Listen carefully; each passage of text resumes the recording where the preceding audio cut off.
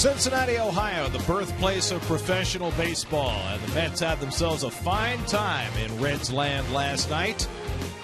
They'll go up against the legacy of the great Reds teams, Johnny Bench and Joe Morgan. A little different Reds team this year, and the Mets will try and keep it rolling today. At Great American Ballpark in Cincinnati, the New York Mets play the Cincinnati Reds. And a pleasant good afternoon, everybody, and welcome to Cincinnati. Gary Cohen, Keith Hernandez with you today as the Mets play the middle game of their series against the Reds. Mets had a fine time last night. Season highs in home runs and in runs scored. They had 5 home runs in a 14-5 win. And it is of note that some of the developing players for the Mets were part of the barrage. Lucas Duda hit a home run. Dilson Herrera hit a home run. Travis d'Arnaud hit a home run. Those guys are all at different stages of their development as they try to become important pieces in the Mets' future. So I guess the question is, Keith, how do you differentiate between a guy who's just starting out like Herrera, a guy who's got a little time like d'Arnaud, and a guy like Duda who's been around for a few years but is hitting his stride? Well, it's interesting. We chose those three for a reason. They're at different stages in their career, as you said, Gare. Duda started pulling too much.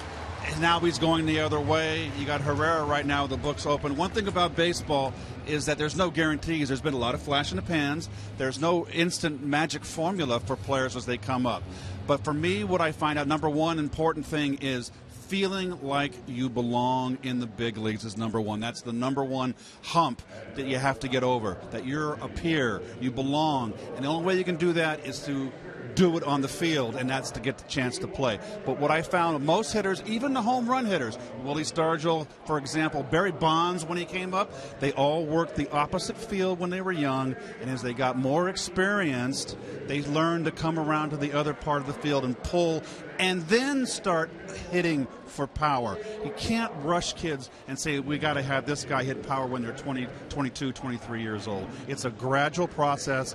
Most of it is mental, like Yogi said, and the only way you can do it is with success. And everybody has some bumps in the road, and the Mets hope that the career path of all those guys tends to be in a positive direction from here. On the mound this afternoon, one of the best pitchers in the National League. In any other season, Johnny Cueto would be the front runner for the Cy Young. Oh, well, 16-8 on the year. The ERA is sparkling. He has not had a bad month. Number 2 in strikeouts, over 200 strikeouts on the year.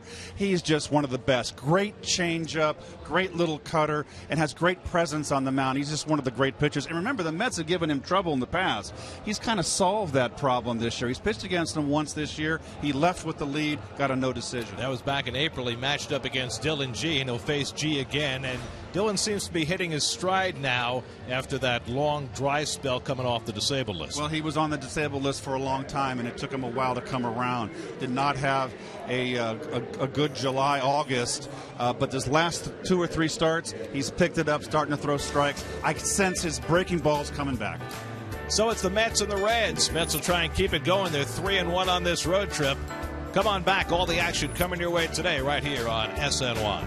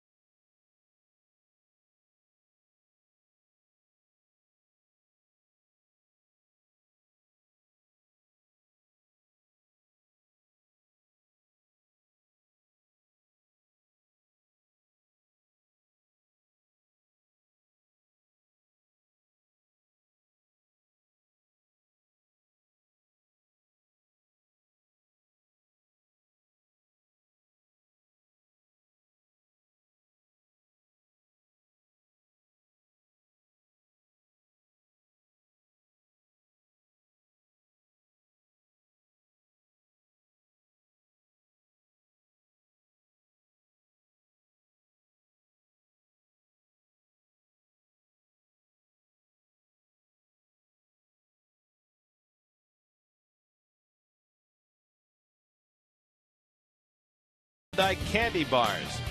By your Tri-State Cadillac dealer, visit CadillacTristate.com to search local offers and to find a local dealer near you. By Optimum, presenting Mets games in crystal clear HD. And by Geico, 15 minutes could save you 15% or more on car insurance. Visit Geico.com for a free rate quote.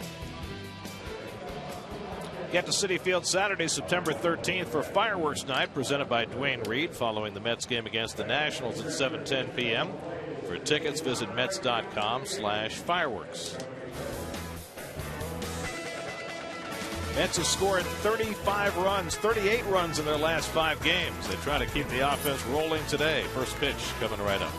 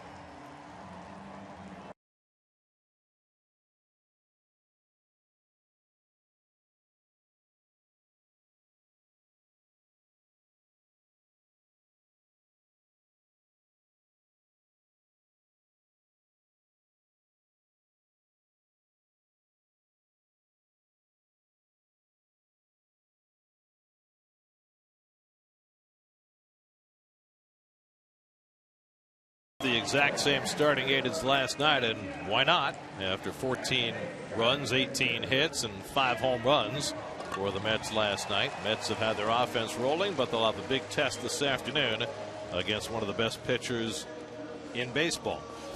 Well, for the Dominican Republic, he has just been outstanding this year, and you said it, Gary. If it wasn't for Clayton Kershaw, he would be the front runner for the Cy Young. But he is awesome. Tremendous amount of strikeouts. Number 2, leads the league in inning pitched. And when I will take a look at the Reds' defense, that's Coors Light, of course, bringing that your way. Donald Lutz on German Day, Heritage Day, is playing left field. He's from Germany, apropos. Zach Kozar returns to the lineup at shortstop. And Brian Pena, who played first base last night, gets behind the plate. We got it all in. We stumbled our way through it. Well, all the preliminaries have been taken care of, and now you've prepared yourself for the game. Settle in. Juan Lagares leads off, 1 for 6 last night, takes the first pitch for a strike, and we're underway.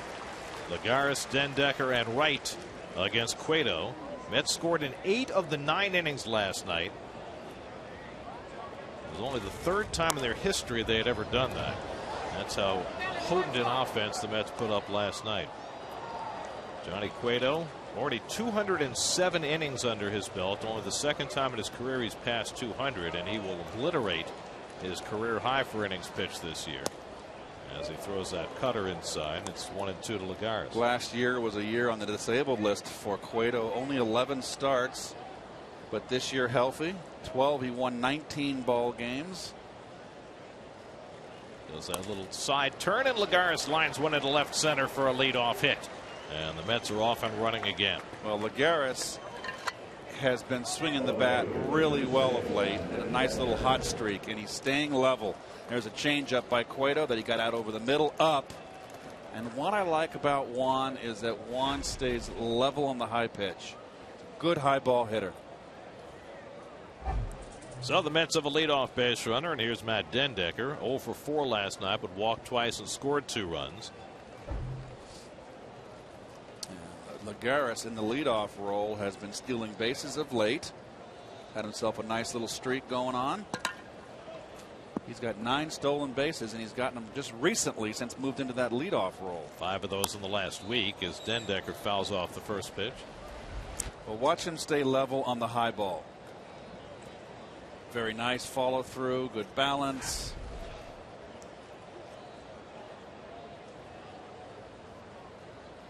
So we got Mr. Met and Mr. Red on the left shoulders of both uniforms. Big competition there. It's like a cartoon bonanza.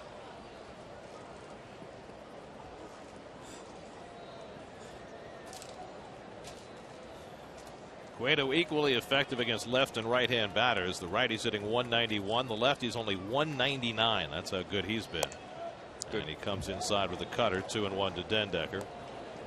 Lows never stop improving. Mets 38 runs in the last 5 games, culminating with last night's enormous output. Home runs from 5 different players, scored in 8 different innings. And a lot of it from the young players. 3 rookies homered last night. It was the first time the Mets had ever had 3 different rookies homer in the same game. And just to take it a step further, they had a rookie catcher, d'Arnaud, a rookie second baseman, Herrera, and a rookie shortstop, Flores, all homer. No major league team had ever done that before in the history of the game. Had a rookie catcher, second baseman, and shortstop all homer in the same game. 2-1 to Dendecker. Lagares runs, and Dendecker fouls it off. Looked like a hit and run play. Dendecker was one of the guys, a few guys in the line that took only guy that took an offer in the lineup outside of the pitcher, and it was Colon. That doesn't count, but he walked twice and scored 2 runs, and that's what you want with table setters. That when they don't get hits, they find other ways to get on base. So obviously the only other way is via the walk.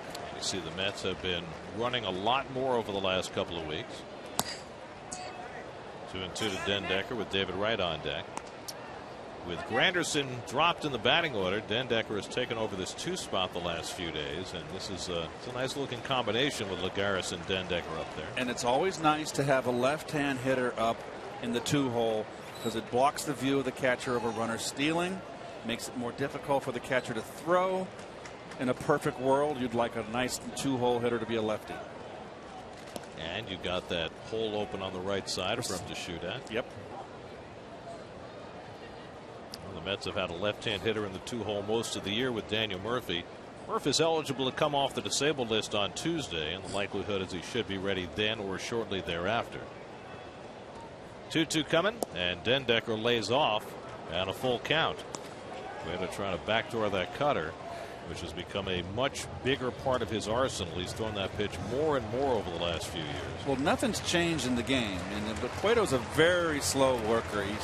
He likes to storm around the mound, and it's like he's a mountain climber out there on that mound. It takes forever to pitch, but you know, whatever it takes. You win 16 ball games, 19 games, you do whatever you want. See if Lagares runs here on 3-2. Cueto will check him out first. Cueto is, Keith mentioned, is second in the National League in strikeouts, second only to Steven Strasburg. He's 10 behind him. So you hate to run yourself out of an inning. Dendecker, though, has been doing a pretty nice job making contact. That's not always been his history. Lagares runs. Strike 3 is called, and the throw to second in time for the strike him out, throw him out double play. Well, good pitch inside corner with 2 strikes to get Dendecker, and that's just getting outfoxed. Young hitter getting outfoxed by a veteran pitcher and a good veteran pitcher, one of the best. You saw the reaction from Dendecker. He knew he'd been had. Zach Cozart with the tag, 2-6 on the caught stealing. And so just like that, 2 out and nobody on. Good movement on that fastball. Started at the hip and broke out over the inside corner. Froze Dendecker. And there's David Wright, who had 4 hits last night here. David's 20th career 4-hit game. Coming on the heels of a difficult day Wednesday, but the signs have been pointing forward for David. Now, when you're stealing on 3 and 2, you're not trying to steal the base. You don't want to get picked off. It's up to the hitter to protect you by making contact. Wright bounces one right along the line, but it's a foul ball. 1-1 to Wright. It's Christopher Negron at third base tonight as Todd Frazier moves over to first base. Todd had a really tough day in the arm yesterday at third base. Strange day for him. He had 2 singles and a home run, but he had a terrible day on the bases and a difficult day in the field. He swung the bat great yesterday. Hit the ball hard 4 of his 5 at bats, or was it 6? Well, he had the one that he scorched that David Wright made that one-hop pick on him. That turned into an out. He had 5 at bats and hit the ball hard 4 times. 2-1 from Cueto. And he misses away with the cutter. 3-1 with Lucas Duda waiting on deck. And Cueto with the Louis T on back turn. And that was something he developed, what, 2-3 years ago, Gare? And then he had all sorts of oblique problems, which they said were unrelated to that. But he has continued to do that twist and turn. And he's become a better pitcher over the last several years. He began his Major League career first 2 years, 20 wins and 25 losses. Since then, 61 and 31, which is the 3rd highest winning percentage in the majors over that span. Hung a slider right there. And as far as ERA is concerned, over the last 4 years, only Clayton Kershaw has a lower ERA than Cueto. Remember that Cueto's pitching in a much better hitter's ballpark. 3-2 coming, and Wright lifts one along the right field line. Jay Bruce coming over across the line and not going to get there. Well, Cueto is really, you're being kind. Cueto's pitching in a bandbox. And his home numbers, which is really incredible, Gary. He's had 14 starts at home. He's 9-4 with an ERA at 1.97. He's given up 14 of his 20 home runs here, which you would think, okay, fine. Yeah, absolutely. 7-4 on the road in 15 starts with a 2.54. To have an ERA under 2 in this ballpark, holy cow. 8th pitch of the at-bat coming to Wright, and David fouls one back.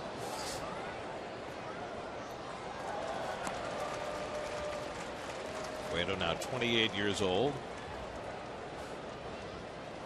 And he's never really had arm difficulties, had those oblique issues. David takes one toward the middle. Cozart sliding over, makes a nice stop, but not a good throw. And Wright is aboard. Cozart, whom the Reds are touting as a Gold Glove candidate, got to it, but not a good throw at all. Well, how are they going to rule that? That's got to be an E6. Be a hit. You think so? Oh, yeah. He's thrown out with a good throw. You know what? He double clutched on the throw even before he released it. So I'm not sure he was going to get him. That's a hit. Boy, oh boy. That's living good. Should be a 6-3 on your scorecard. So David gets a base hit. Talking about the Reds touting Cozart as a Gold Glove, the thought, the even suspicion that anybody but Andrelton Simmons is going to win the Gold Glove in the National League is just absurd. I mean, nobody else is in Simmons' class. I mean, Cozart's pretty good, but big shift on Duda, and they leave Cozart alone on the left side and overlap the third baseman Negron to the right side. 0-1 to Duda, and he takes a fastball for a strike. Duda had the last of the Mets' 5 home runs last night. Just a bomb over the center field fence that hit the back wall and came back. His 27th home run. He's 3rd in the league in homers. Now has 80 runs batted in, 7th in the National League. Cueto ahead of him 0-2, and he misses wide. Duda has already long surpassed his career highs in home runs and RBIs.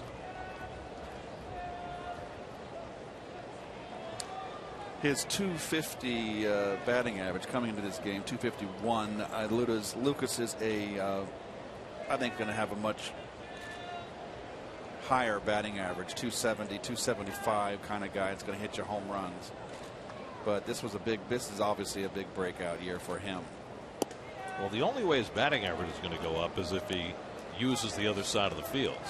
Or he can get another bat in the lineup to protect him, because they've pitched around him so much and thrown him so much garbage over the season. You know, he got hot and he kind of snuck through there, that hot streak, and everybody said, wait a minute, well, we don't need to be pitching to this guy. He's going to hit 30 home runs. 2-2, and he gets jammed but fouls it off. Well, the Mets, if nothing else, are making Cueto work in this first inning. 25 pitches deep. Cueto went 8 in his last start in Pittsburgh. He's had an extra day of rest since that start. A 3-2 win for him.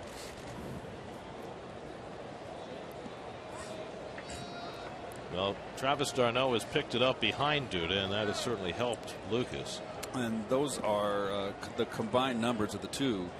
And we know that d'Arnaud had a miserable start, got sent down, and he's got his batting average up to 243. That's a big climb for him. And Duda, of course, didn't even have the starting job at the beginning of the season. Yep. And two entirely different hitters. d'Arnaud is a line drive hitter, going to hit more for an average, and he's got pop.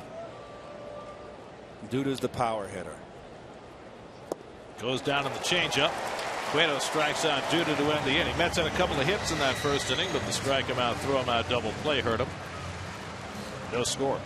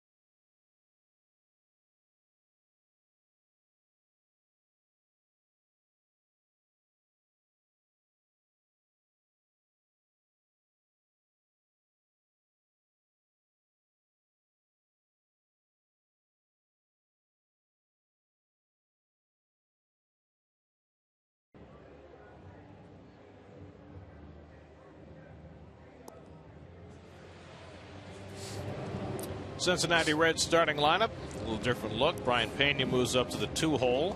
Christopher Negron gets the start at third. Donald Lutz in left field. Zach Cozart, who had been hurt, back in the lineup at shortstop, as the Reds, who have been the lowest scoring team in baseball since the All-Star break, try and generate something against Dylan G. Well, G, we all know his issues this year. Out a long time, took a while to get back, but has been pitched well his last couple times out. Evened out his record last time with that W.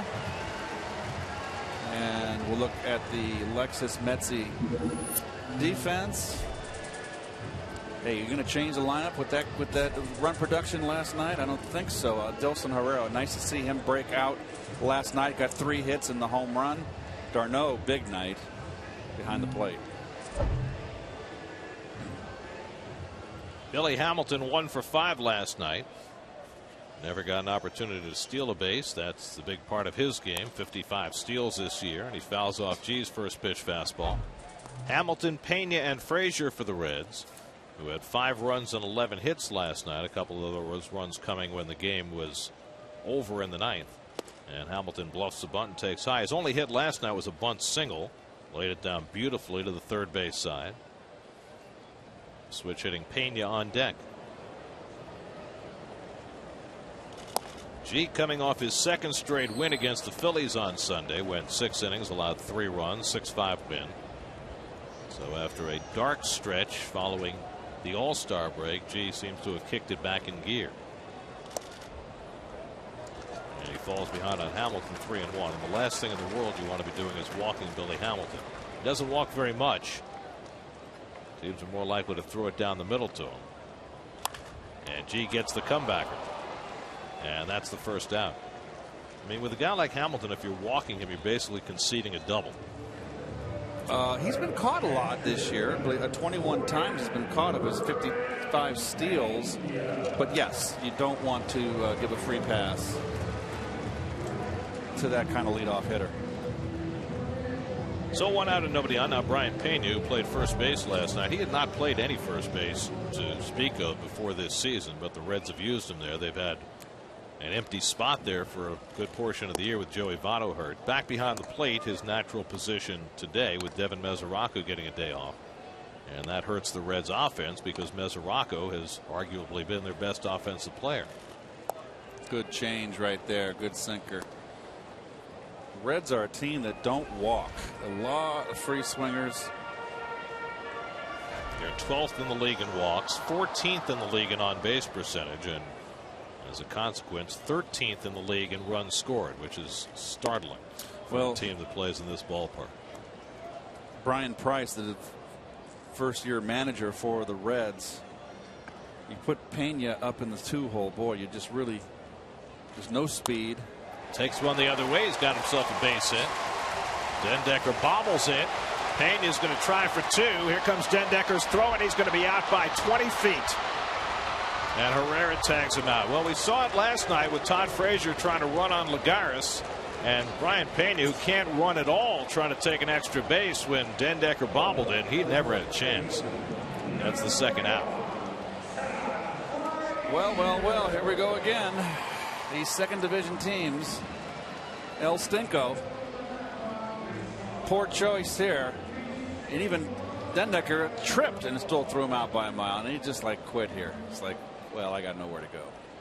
7-4 on the put out. 2 out in the inning, and Todd Frazier takes a strike. I was just going to mention he sacrificed a lot of speed at the top, hitting him second, and there he's not even hustling down the first base line, so he should be embarrassed. Quickly 0-2 to Frazier, who was 3 for 5 with a home run last night. Frazier with 24 home runs, 6th in the National League. Jersey kid out of Toms River takes the 0-2 pitch in the dirt, 1-2.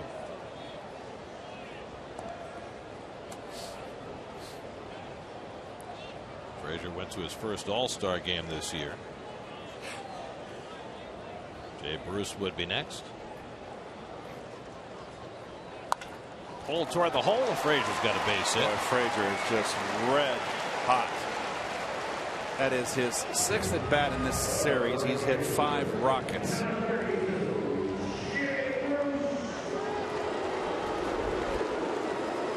Slider didn't get it out, got it down, but not out enough. Just had enough plate for Frazier to let go with one hand, hit that bullet to David's left.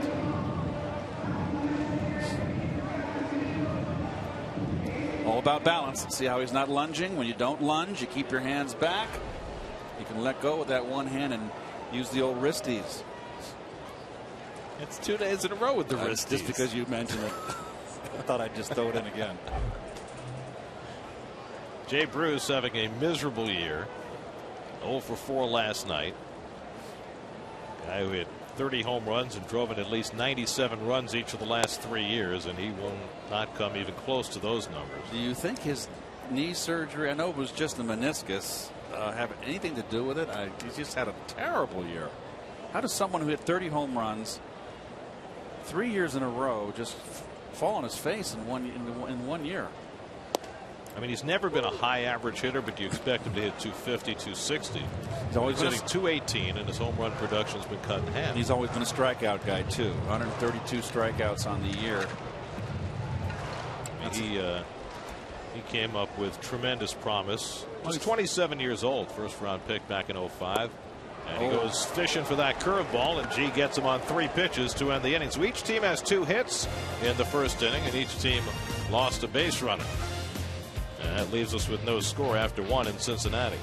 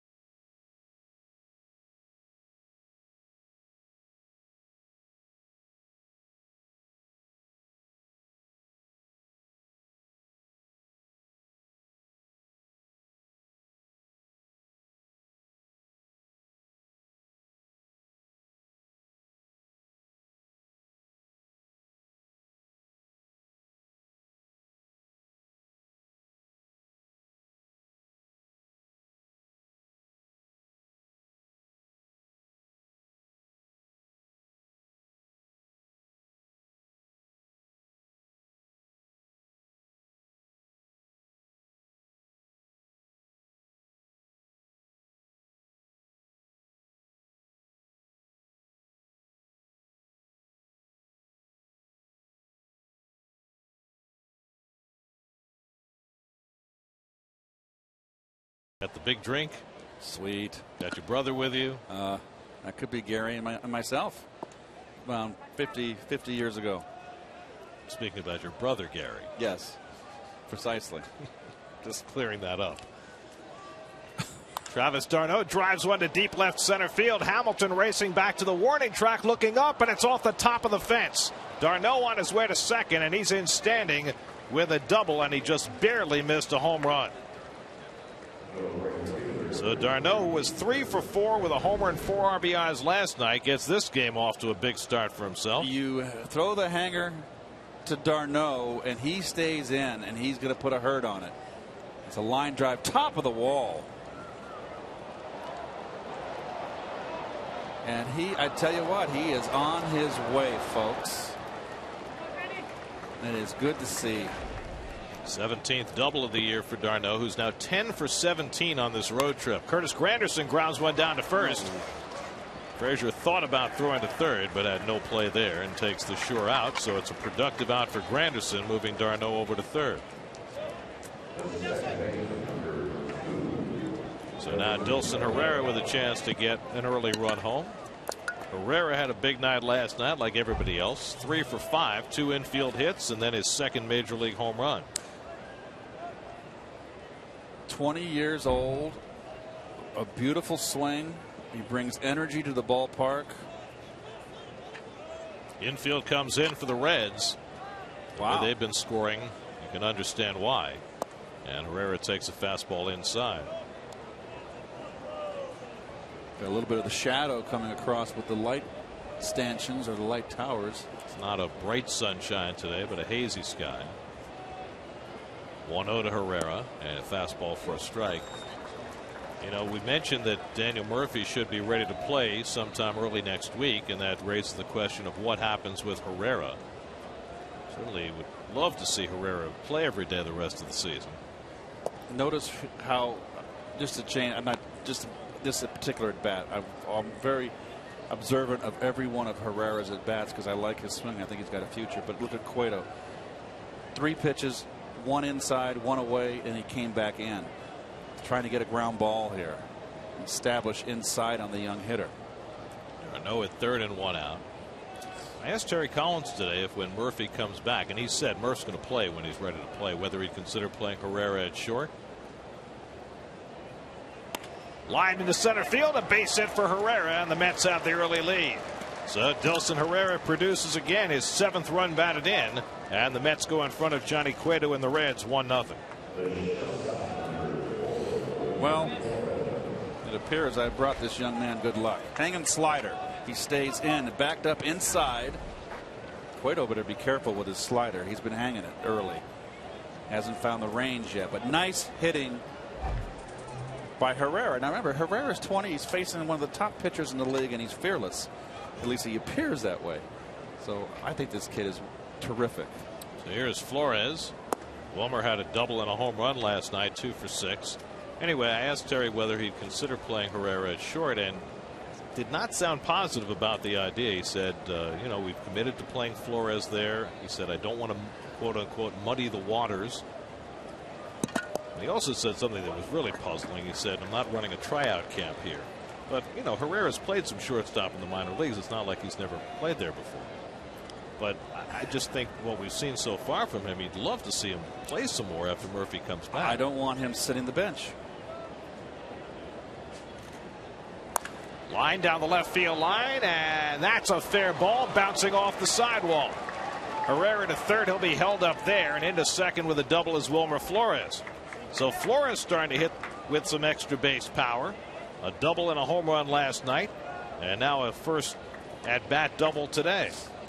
And the Mets are hitting it hard against Johnny Cueto. Fastball down and in. Good pitch. Just nicely done by Flores. That was not a bad pitch.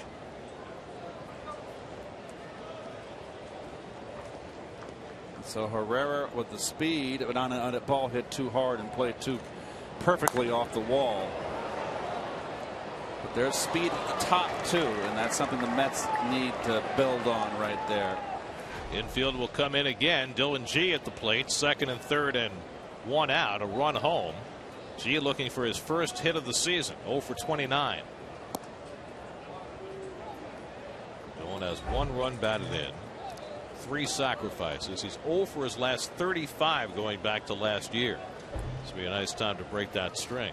Now the rule here, if you're the third base runner, is to take as big a lead in 1 more step than the third baseman is away from the bag. I hope that's clear. Skied to left, not all that deep. Herrera tagging. Lutz to the line, and Herrera's going to stay put. So G not able to get it deep enough to get the run home, and that's the 2nd out. So that might be a savior for Cueto. A very fortuitous turn in the batting order to have the pitcher come up when he was in big trouble. Still got to get through Lagares, who had a base hit to left center to open the ball game. The Mets have always, every time we've seen Cueto, he has never been. We've never seen him his top self. Well, he had a pretty good game against the Mets at Citi Field back in April. 2 runs, 5 hits over 7 innings. The Mets already have 5 hits against him in an inning and 2/3 today. He's 2-3 with a 4.5 ERA lifetime in 9 starts against the Mets. But most of the bad ones were earlier in his career. So a big out here for Cueto to try and get, and Lagares takes a strike on the inside corner at the knees.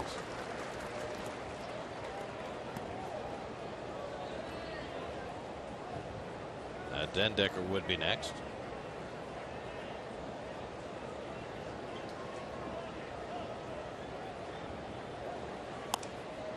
Popped up in foul ground, and that'll go behind the dugout.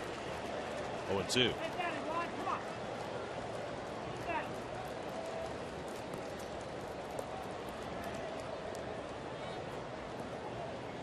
Cueto just like in slow motion, isn't he? He's like a gunslinger in a western town going down the road for a shootout. Well, at least I give him credit for running after that foul ball, which is something his first baseman Todd Frazier did not do. Ball was close enough that should have been moving for that ball, not just standing and watching. September, playing it out. 0-2 to Lagares on the outside corner, so Cueto gets a big out as he strikes out Lagares to end the inning, his third strikeout. Mets settle for 1 run and lead 1-0 in the second.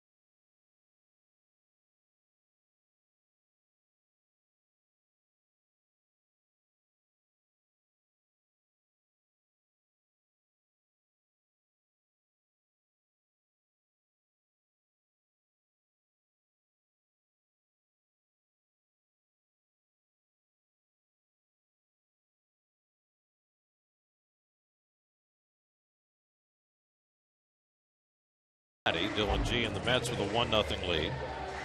Phillips has been struggling since coming back from thumb surgery. 1 for 4 last night, a bloop single. That's his only hit in his last 24 at bats.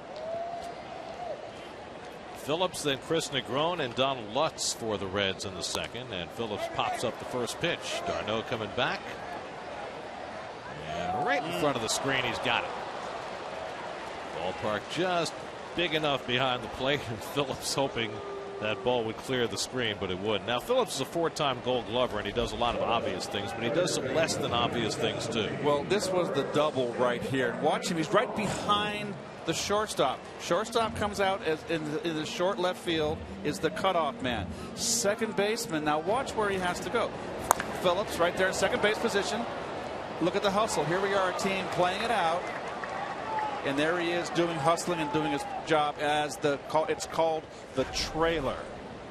And what you do as a trailer, all you kids, whatever level you're in, is that the shortstop's got his back to the plate. You come within 10-15 feet of him and you direct him where to throw, whether it's home, third, or run it in.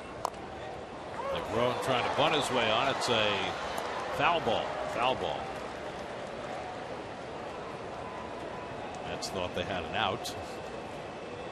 Oh, here comes Terry. And I'm not sure how that was a foul ball. Did it hit his foot? Because it rolled into fair territory. Mark Ripperger is the rookie home plate umpire, and Terry's trying to understand why this is a foul ball. Let's watch. I don't think it hit him. It did not. That should be a fair ball. And that's not something that's reviewable. But I'm not sure what Ripperger thought he saw. He must have thought it had hit Negron, but clearly it did not. Well, let's hope they don't add this to the list of challengeable plays. It didn't hit him. Fair foul calls are only challengeable on balls that are hit beyond the first and third base umpires. In other words, in the outfield. Fair foul calls on the infield are not reviewable. 0-2 to Negron with one out. And he fouls that one off D'Arnaud's mitt. You see they have Cholula present here at Great American Park. Let's look one more time. Did it hit his pinky? How can you tell? can't tell. Yeah, but Maybe. maybe it did. The umpires. Maybe that's where Ripperger saw. Hawkeyes. Well, he's young. He should have good eye. Curveball bounce foul. Do you remember when the chicken in San Diego would do the eye chart with the umpires? Yes. He was the best. Oh, gosh, I used to laugh. Oh. Let's go back to Phillips in that play for a moment. Just fully educate the youngsters who might just be learning how to play the game. So you've got the shortstop over on the left field line. Right. The second baseman backing him up, and the third baseman who's on the infield is the cutoff guy. So, well, the third baseman also has got to be close enough to the third base bag because the runners are there. okay, so then it has to be the first baseman's job to cover second, right? Correct. First baseman will trail, and the pitcher obviously backs up home. Now, down the right field line, it just reverses. The Flores would become what Phillips was, and Herrera, the second baseman, would be just the exact opposite. So it just shifts.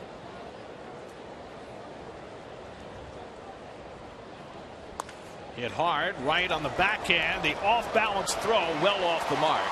And Negron is safe, and Herrera gets over to back it up so that Negron can't go to second.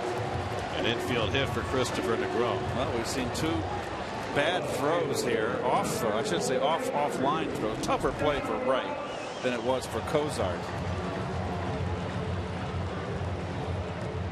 Looked like he had a little trouble gripping it. He did that little glove tap before. That throw's 20 feet off line. Good play by Herrera to make sure that Negron couldn't take an extra base. So the tying run at first with one out, and Donald Lutz the batter. Lutz, who's spent time at both AA and AAA this year. This is his third stint with the Reds, a September call up, the 10th start that he's made. He had a pinch hitting assignment last night and struck out. 1 on and 1 out, 1-0 Mets in the second.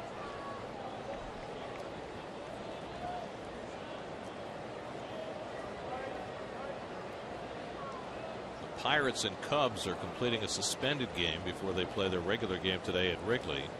And the Pirates scored 2 in the top of the 11th. Josh Harrison, another big hit for Pittsburgh. You've seen his numbers lately. He is having an incredible year.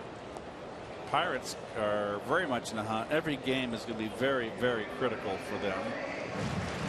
But I think they're going to sneak in as a second wild card. I really do. I shouldn't say sneak in it. Whoever's going to get in is going to earn it. Meanwhile, the Giants beat the Tigers for the second straight day. The Giants have that first wild card right now. So with San Francisco winning this afternoon, Pirates game still in progress. They've got 2 to finish today. I'm not sold on Los Angeles hanging on and winning the division. Well, with the Giants win today, they're just a game and a half behind LA. One thing that the LA has in their favor, they're going to be playing the Giants, is they have a Clayton Kershaw who absolutely owns the Giants. They've got Hyunjin Ryu going tonight against Arizona after Dan Herron pitched very well last night. They got, what, 12 wins out of Herron? Didn't he win his 12th? Yeah. Who would have figured that? He's been up and down, but lately he's pitched very well. Would you take 12 games from him? Well, in a heartbeat. As the fourth guy, which is basically what he is.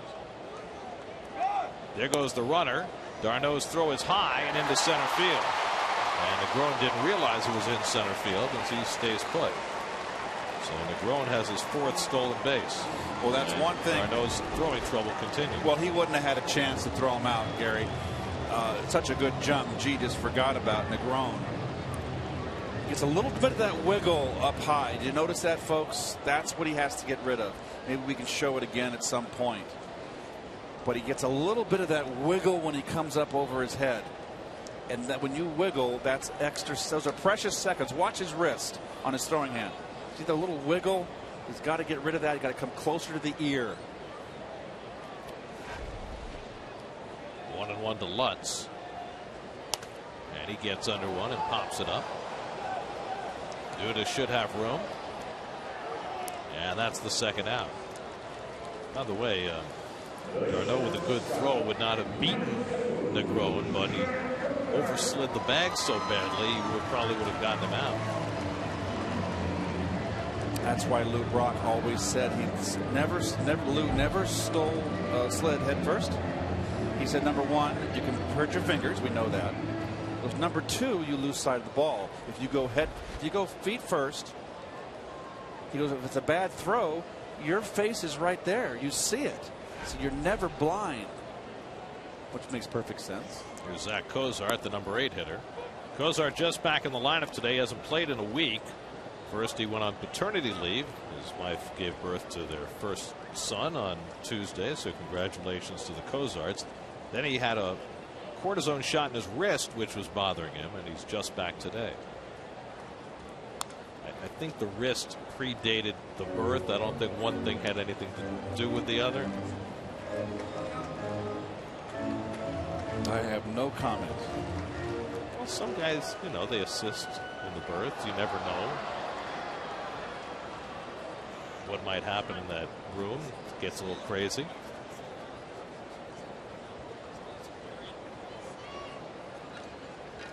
Here's the 0-2. And it's lifted out to left center. Lagares sees it's over. And that retires the side. An infield hit and one left after 2 in Cincinnati. 1-0 New York.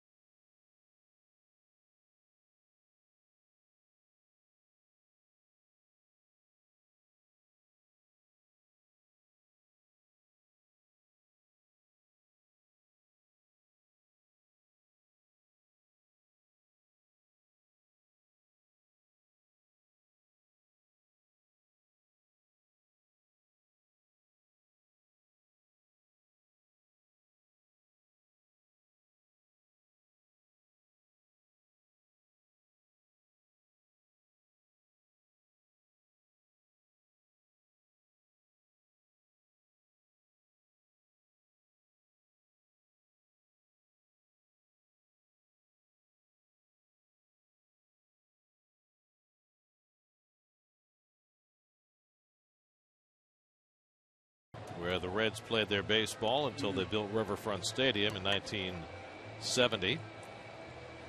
They had the little hill out in the outfield, which is what Towles Hill in Houston is meant to recreate. Right. Great American Ballpark, where the riverboats moved down the Ohio. There's some of the particulars on Crosley Field, known as Redland Field until Powell Crosby bought the team. It would be purchased, not purchased, but you understand. 420 to center field. They were all like that in those days. Yeah, they were all quirky. Forbes Field and the Polo Grounds, they all had those big center fields. Old Yankee Stadium. Yep. Matt Dendecker pops up the first pitch in the 3rd inning, and Brandon Phillips there to grab it. 1 pitch and 1 out for Cueto. Well, it is German Heritage Day in Cincinnati. That looks like a Bavarian hat, though. There's various segments of geographically in Germany. It's the Alpine hat. So you're saying it doesn't go with the Lederhosen? Or that's a München hat. I'm glad you know these things. Now, last night it was Irish Heritage Day, and the Reds wore the green trimmed jerseys, but for German Heritage Day they're going with traditional red. Right. Which is probably for the better after they gave up 14 runs last night. David Wright had an infield hit his first time up. And you Well, now that young lady should have been here last night. Yes. She must be Irish. She's going green. Irish are very stubborn. I say that fondly. I know, because I got Irish in me. Do you? How So much? there, you can't. How much Irish do you have in you? My mom, I got she's got Irish, so I got what, quarter? Do we have to look at the last? Yes, we do. It's our job. Slider, finally a good one. And that's on the outside corner. Cueto gets right looking, and Wright thought that was a little wide. And lets Mark Ripperger know. That's 4 strikeouts for Cueto. Watch the gloves. See if the catcher cheats. Oh, that's got plenty of play. Pitch. Yep. So Cueto, who struggled through the first 2 innings, has himself a chance for a 1-2-3 third. Lucas Duda struck out on a changeup his first time up. Final in Chicago in that suspended game. Pirates win in 11, 5-3 over the Cubs. So Pittsburgh snaps their 4-game losing streak. And makes it that much tighter in that wild card race. Duda gets jammed on the cutter. 1-1. There's the old Louis Tiant. Louis was much more pronounced, and he also, Louis had his glove over his head and came back down. It was just one of the great pitchers.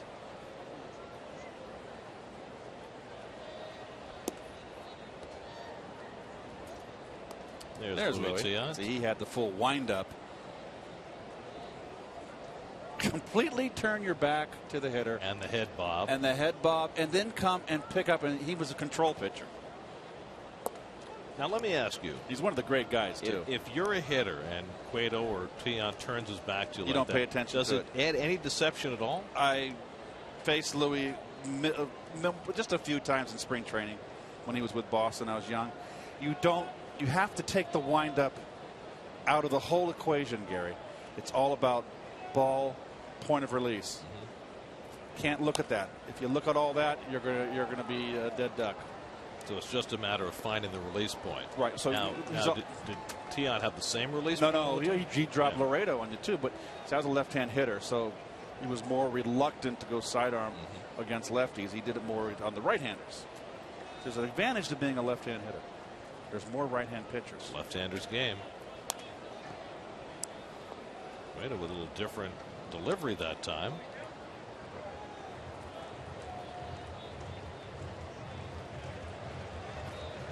Three and 2 to Duda with 2 out and nobody on. Travis d'Arnaud would be next. And again, Duda goes down on the changeup. Second time he's gotten him. 5 strikeouts for Cueto, who has his first 1-2-3 inning. Still 1-0 Mets.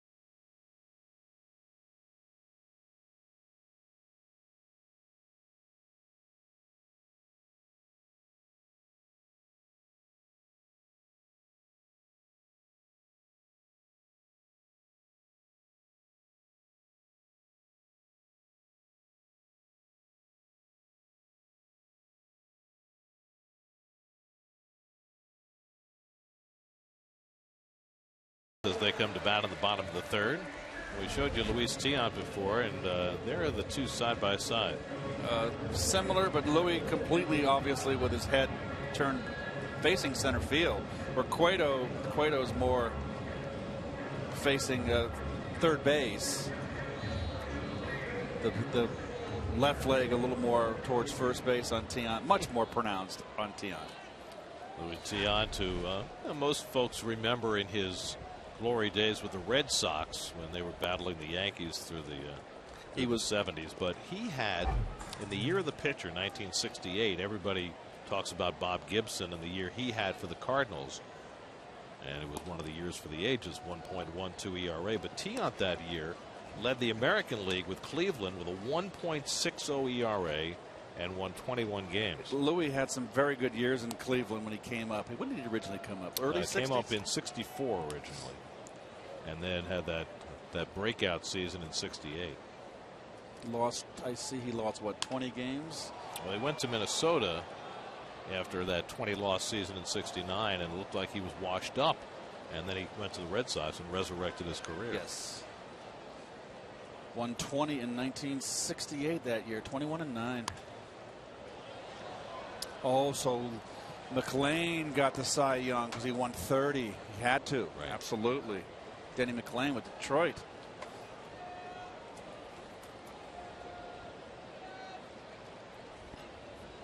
Two to Cueto, and he lashes one foul.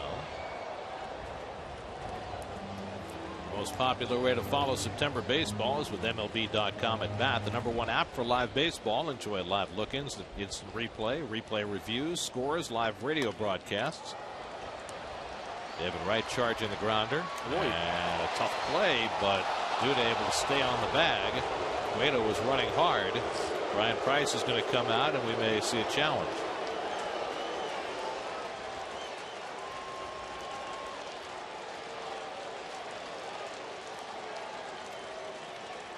Duda didn't have to cheat here. The throw's on target. I mean, Cueto hustled. He's on the bag.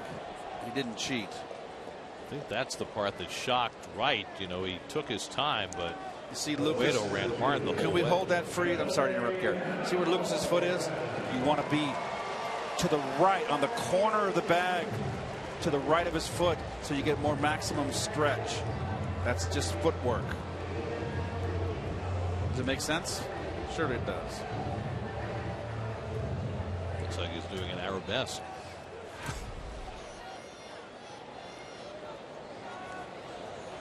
So that's the first out in the home third. Now Billy Hamilton takes a curveball for a strike. Hamilton in a comebacker his first time up.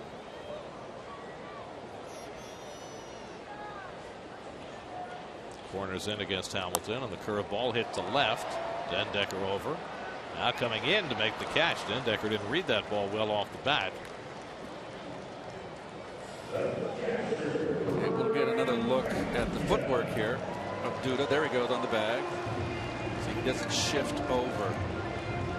I always like to have both feet straddling the bag, and then you go make your stretch with the throw. You got time to read it. David was far enough away where you can read the throw and do the proper footwork. There's Brian Pena with 2 out and nobody on. And he takes a fastball strike. One of the drills that my father had me do when I was a kid was straddle the bag, Garrett, and he'd have us skip left and right of the bag. Do hops. He always said you want to feel like first base is a part of your body. That when he'd have us do drills running over on ground balls and then not looking at the bag, getting within 5 feet and knowing where the bag was, and instinctively knowing the footwork so you can keep your eye on the ball. He said the bag should be a part of your body. It should be connected. It should feel like it belongs. And that's just years and years of drill. And I was just very fortunate to have a father that was a tremendous fielding first baseman that taught me how to play the game first base when I was 6, 7 years old. My dad was a left-hander also. Right-hand hitter.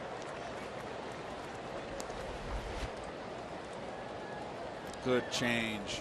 That's, oh boy, didn't get the call. That's close. 2-2 to Brian Pena. And just got a piece of that one. G looking for his first 1-2-3 inning after Cueto did the same in the top of the inning. Pena had a base hit the other way his first time up, but tried to take an extra base when Dendecker momentarily bobbled the ball and was thrown out by a mile. Again, the 2-2. 93 from Dylan G. That might be the hardest pitch he's thrown all year. Well, he's getting his arm back in shape.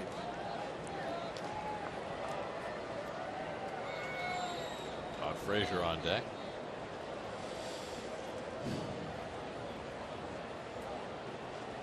And Pena lines one over short. He's got another hit. And this time he'll stay securely put at first base. So Pena now 5 for 6 in this series.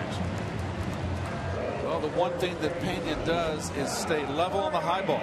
Look at that nice level cut and slash swing. Shades of Manny Sanguin, although Manny wasn't nearly as portly.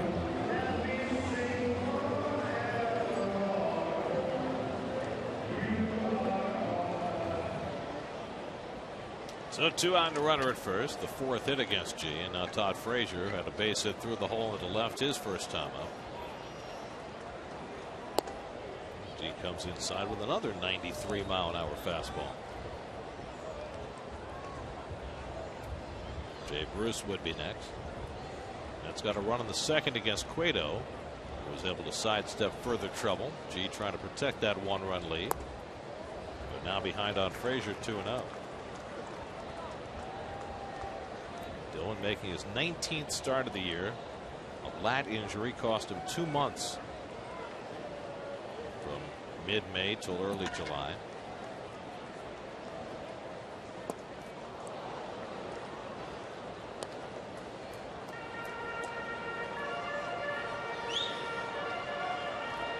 th career start today. 23rd pitcher to make 100 or more starts for the Mets. The 13th whose first 100 starts have come as a Met. It was right about this time in 2010. In fact, 5 years ago tomorrow that G made his major league debut in Washington. Started out his career with 5 no-hit innings against the Nats. And moving up.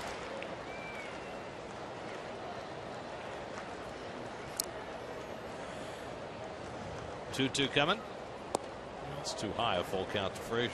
Wind is blowing out to right field today. It's blowing coming from the north. That's why the temperatures have dropped. Slight breeze. Much cooler today than it was last night, about 20 degrees warmer. Oh, overcast skies. Pena will run 3-2, and Frazier takes it high, and G issues his first walk of the day. So after 2 out and nobody on, a single from Pena and a walk to Frazier. And now Jay Bruce will come up with 2 men on. These days, when they say Jay Bruce's name, it's harder than ever to know whether they're booing or saying Bruce. He's heard a lot of boos. So it was like Mookie, and they used to go Mook, Mook, Mook. You're always protected if you have a name like that. Yes. No one can ever tell if they're booing. Bruce struck out his first time up today. Mets put on the full shift against him. And Pena really taking some liberties with his lead at second. And if Flores wanted to sneak in behind him. Why? He's not going anywhere. Oh, just to get an easy out. He's got a big load he's packing there. He's not as fast. You want a base hit's going to score him. Lagares is playing fairly deep, respecting the power of Bruce.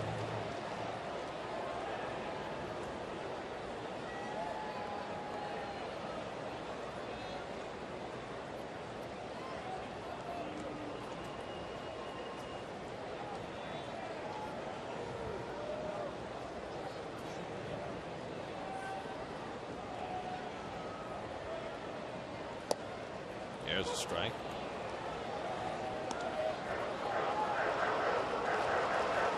Bruce struck out and looked very bad, waving at a breaking ball last at bat.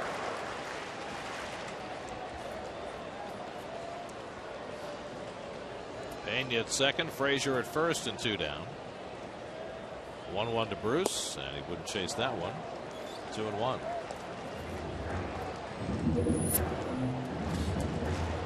I don't know what I'd do, Gary, if I had 4 years of success and all of a sudden I hit 220 1 year and I was in my prime. I think I might disappear, go away for a week. Well, it's hard to fathom. I wonder if it makes any difference when you have, you know, a long-term contract. Jay's signed for 2 more years beyond this one. Does it make you at least secure to know you're not going to lose your job? 2-1 coming, and he slaps one foul. Well, the toughest year, I had 2 5-year deals. I mean, look how his numbers have dropped so precipitously. Oh, I know. Just it's hard to fathom. The toughest years of my 2 5-year contracts, and I signed a 3.8 for 5 years in St. Louis when Dave Parker had the highest salary of $4 million 5-year deal. I hope I can get this in. Probably out to lunch here. Oh, I got a break. When I signed with the Mets, I signed an 8.5 for 5 years, and George Foster was the highest paid player at $10 million over 5 years. The toughest year, because you want to live up to the contract, was always the 3rd year, because it's the middle, and you go, gosh, I got 3 more years to live up to this contract. That was always the toughest year. That's about where Bruce is right now, in the middle of that deal. On the outside corner, and G gets the strikeout to end the inning. And now it's Bruce fussing with Mark Ripperger. Second strikeout for G. They've both been of Bruce.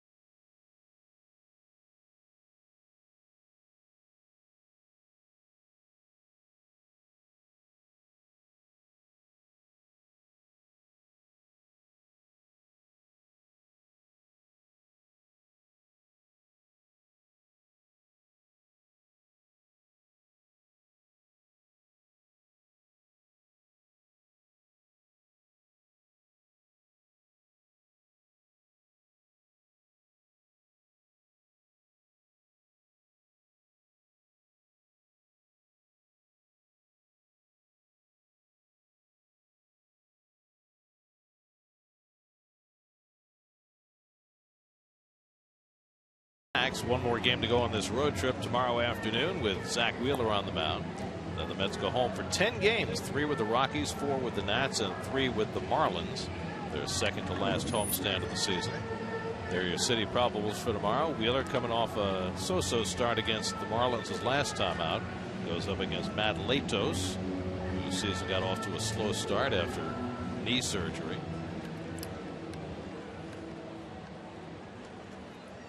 German Heritage Day. Staying in the mode. Travis d'Arnaud leads off for the Mets in the 4th. Travis has scored the only run of this game. Doubled off the top of the fence in left center and scored in the 2nd. So I talked about Josh Harrison getting the big hit for Pittsburgh in their win over the Cubs in the 11th inning. But Harrison then hurt his leg in the bottom of the 11th, making a fielding play, had to come out of the game. And Travis's brother, Chase Darno, replaced him at shortstop and finished the game there for Pittsburgh. Chase was a September call-up. He's been up with the Pirates a few times over the last couple of years.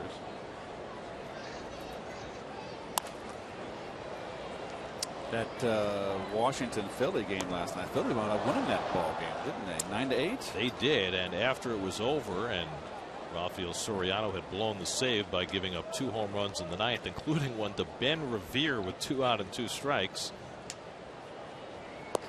There's strike 3 called. That's 3 straight strikeouts for Cueto, his 6th of the day. Matt Williams said that Soriano's job as closer was very much in jeopardy, and that they have to revisit their closing situation, which is a very strange thing for a team to be doing with a 7-game lead in September. In September, absolutely. So well, he kind of laid the law down to Harper too, you know. And Matt Williams is the kind of guy that doesn't take a lot, it seems like. Well, Harper made a big boo-boo in that game too. In the 11th inning, he ran into Denard Span as Span was about to catch a ball for a big error that led to the Phillies scoring the winning runs. 2-0 to Granderson, who had a ground out to help build a run in the second. Curtis with a double and a home run last night after being dropped to the 6th spot in the batting order, and the Mets hope that takes.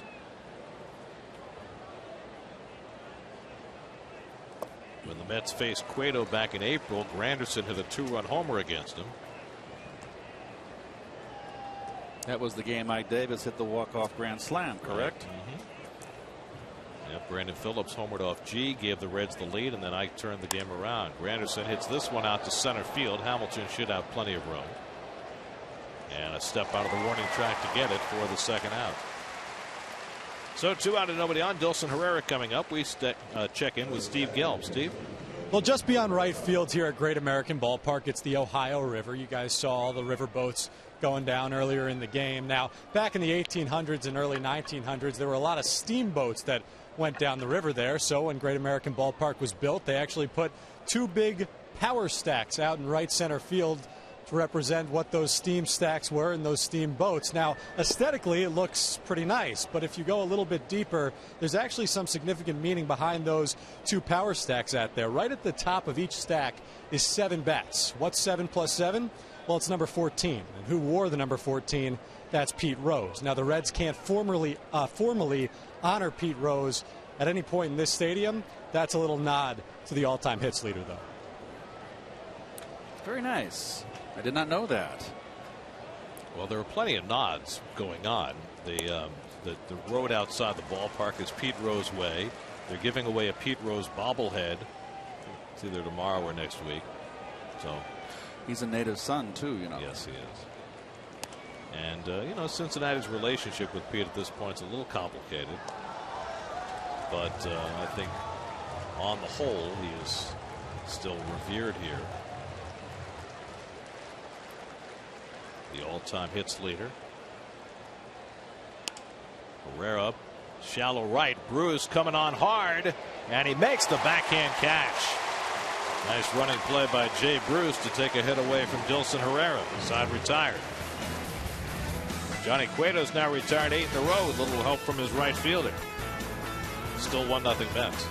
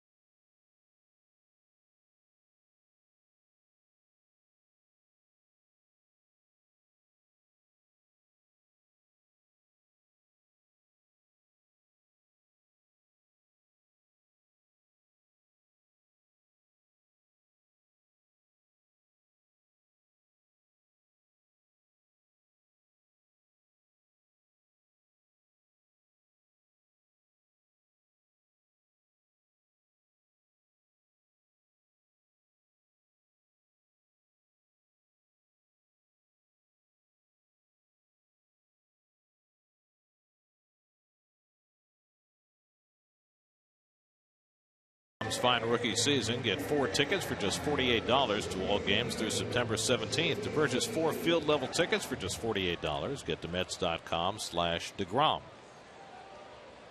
Home 4th inning, Brandon Phillips leads off for Cincinnati and takes a strike from Dylan G. G has given up hits in every inning. He's walked 1, he's struck out 2, but he's kept the Reds off the board. Got a big strikeout of Jay Bruce to end the 3rd. Second time he struck out Bruce with men on. And the curveball off the plate, 1-1.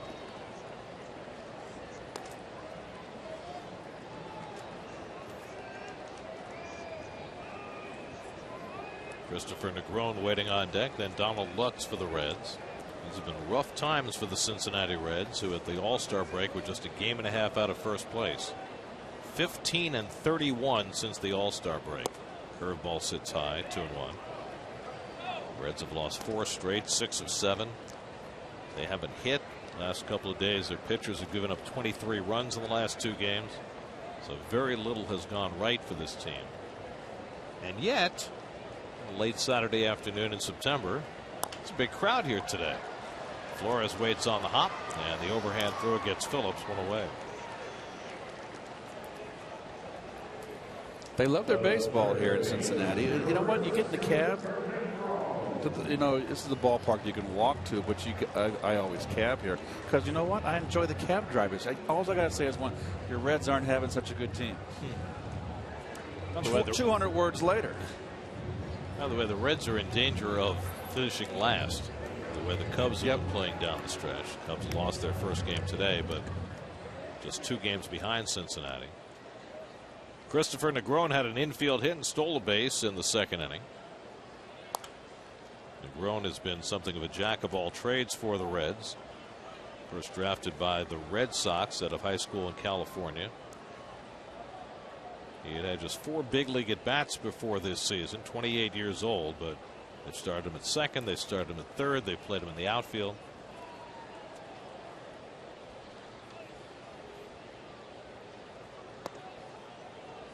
Now, could it be that the reason the crowd is so big today is because they're giving away a beer stein as part of German Heritage Day? Well, it's always nice to have giveaways. Rowan chasing that fastball away, 1-2. Somehow I doubt that's responsible for filling. Now they can't have, unfortunately, a bat day anymore. When they used to give away the real big, little league bats. Remember it well. It used to be like Fred Flintstone clubs. Swing and a miss. And G gets Negron on the changeup for his 3rd strikeout. 2 out and nobody on.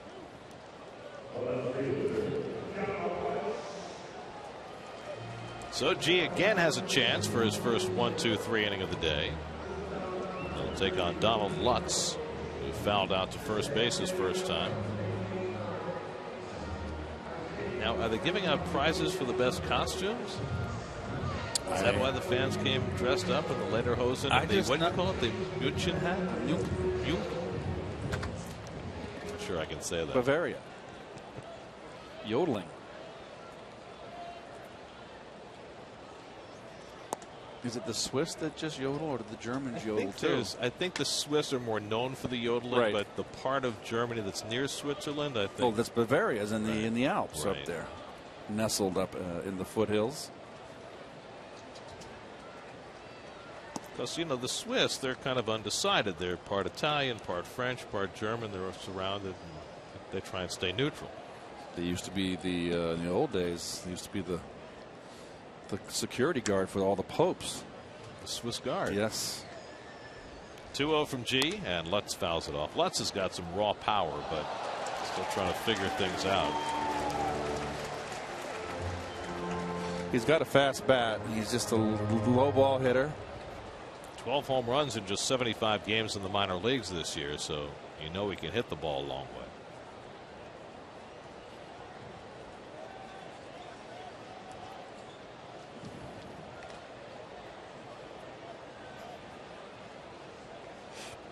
Of course, Lutz is a German citizen. He was actually born in upstate New York, but grew up in Germany.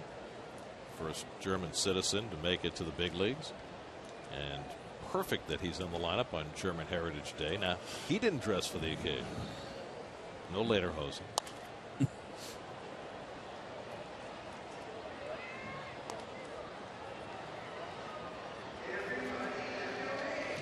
Zach Cozart would be next. G has walked 1, struck out 3, allowed no runs and 4 hits.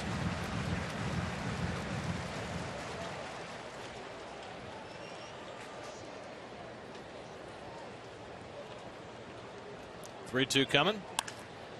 Right at Herrera.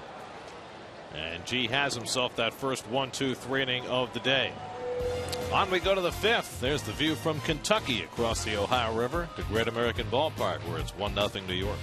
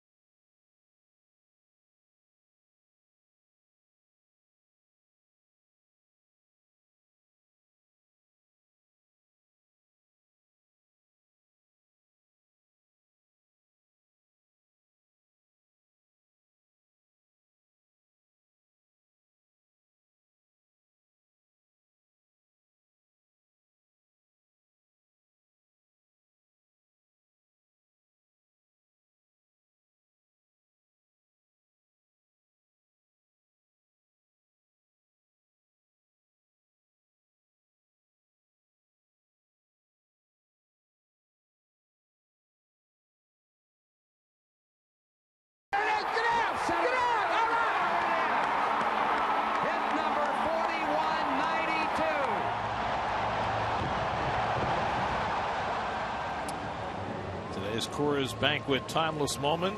Pete Rose, September 11th, 1985. The hit that broke Ty Cobb's record and made Pete Rose the all-time hit leader. Got the hit off Eric Shaw of the Padres.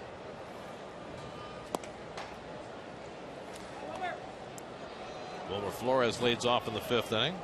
Flores drilled a double into the left field corner his first time up.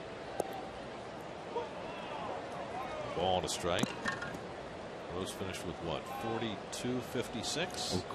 Quite a few. I saw more than my share.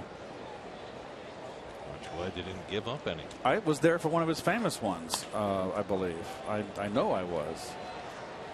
Cozart throws out Flores for the first time. I'm not sure if it was the one that broke Stan Musial's National League record, which was what, 36 and change. I think that's the one because that came off Craig Swan. Was that when you were? No, it was a Cardinal. Oh. I was a Cardinal, so it could have been 4,000. Yeah, because or could have been 3,000. Rose got the one that passed Musial at Shea, 36-31. It could have been 3,000. That okay. I'm not sure. I'm pretty sure Garvey was present at one, and Garvey was with. No, it's right. Garvey was. That's the one where Garvey was playing first base then with Shaw. Right. That was the 41-90. I'm not sure. I can't remember. Whether it would make sense that it would have been 3,000. That would have been right about 78 right around there. I think it was just 3,000.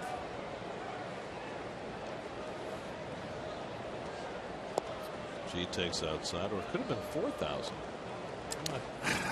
I was a Cardinal. Yeah. Well, it had to be 3. Or maybe it was all your imagination.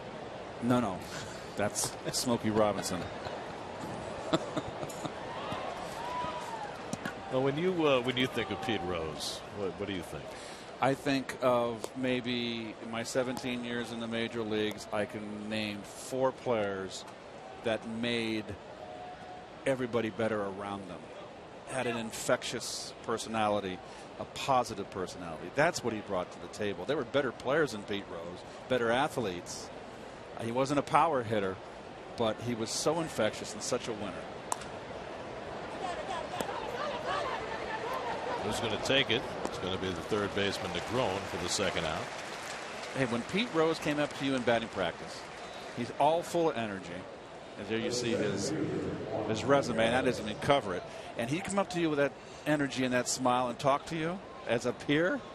You know how good that made you feel when you're a 24-year-old kid? It's unbelievable. So he's one of the all-time great players.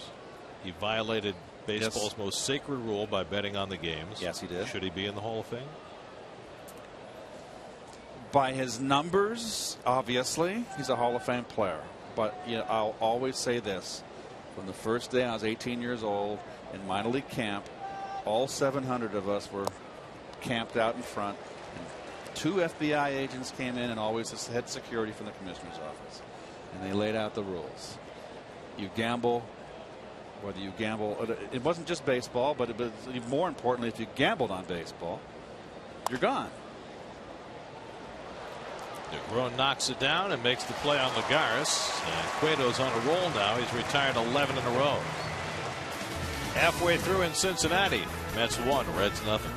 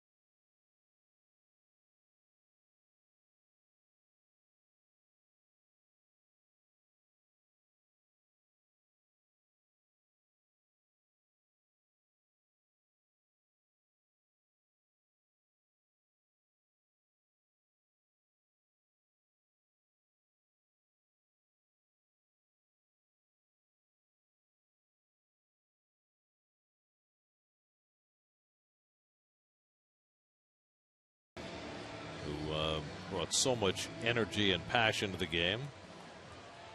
You know, Buddy fought him to a standstill, and Pete outweighed him by about 60 pounds. Yeah. 2 competitors. Good for Buddy. Zach Cozart takes high ball 1. But you were just starting to talk about, you know, Pete violating baseball's most sacred rule, and how that was expressed to you as a young player. As every year.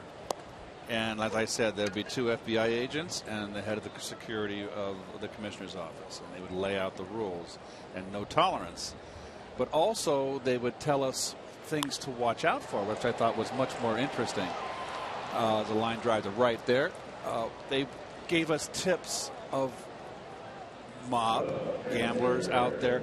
They're at bars, they're at restaurants. They told us questions they would ask. They tried to find out always injuries. Try to find out who's hurt. If in the paper was a key player, it's day to day. They'd want to things to look for that the gambler would want to find out, which would give them an insight on the ball club, and it was always injury related. So someone's got a sore arm. So it was very distinct and profound. I remember those meetings. Cueto pops it up, and G will make the play. So In my opinion, I don't feel that Pete goes in the Hall of Fame because it was just it's a cardinal sin. And you know, what about Shoeless Joe Jackson? He's got to go in. So, and there's a lot of question in that department there, because you know, we just had the discussion in commercial, Garrett. Well, I mean, Pete overtly bet on baseball. I mean, he finally, after 14 years of denying it, admitted that he did. And you know, some people want to give him a pass because he bet on his own team. Well, he's the manager. Betting on your own team is almost as bad as betting against your own team, because it means that on days that you're not betting on your team, you could, you know, there's a whole lot involved. Dendecker over near the line. It's a very fast inning for Dylan G. He gets him out 1-2-3. 5 in the books now. 1-0 New York.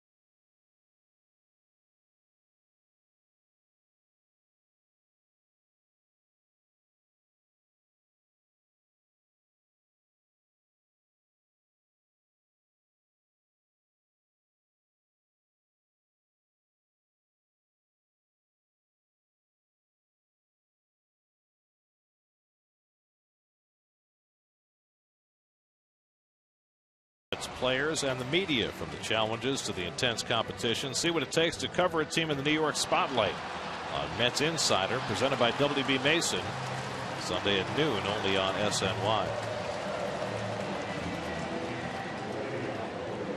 Well, Dylan G just at a 5-pitch bottom of the 5th inning. He's got himself a 1-0 lead as we go to the 6th. Second time this year that G and Cueto have matched up in a pitcher's duel. They did it back in the first week of the season, and they're doing it again here today. Matt Dendecker will lead off for the Mets in the 6th. Cueto's retired 11 in a row after the Mets got 5 hits through the first 8 batters against him this afternoon.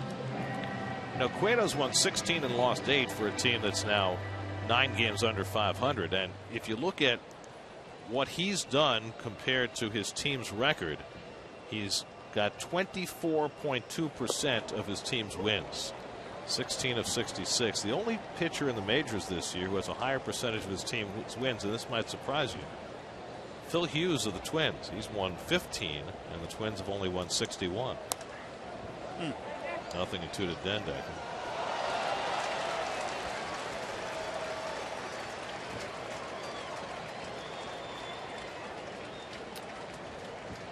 But that's how important Cueto has been to this Reds team, even in their struggles. Changeup misses 1-2. Dendecker, then Wright and Duda against Cueto.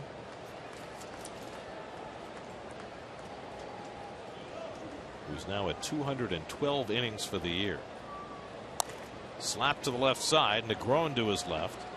And makes the running toss to get Dendecker one away. Let's check in with the studio. Gary Apple standing by for a game break, brought to you by your local Tri Honda dealers.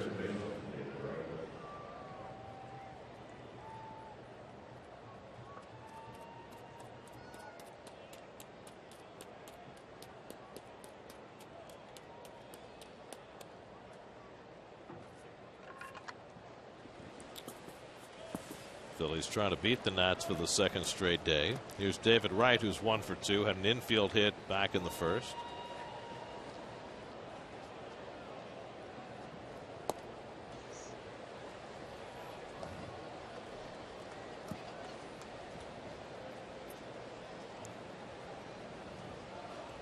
David with 5 hits and 7 at bats in this series. Good change, good sinker.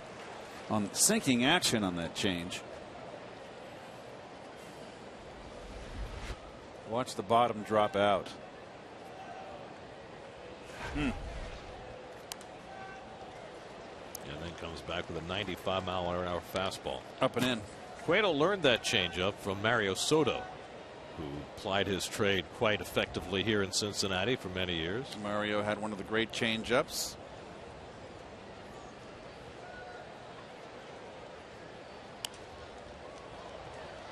So between having Soto as a mentor and Pedro Martinez as an idol, Cueto's fared awfully well.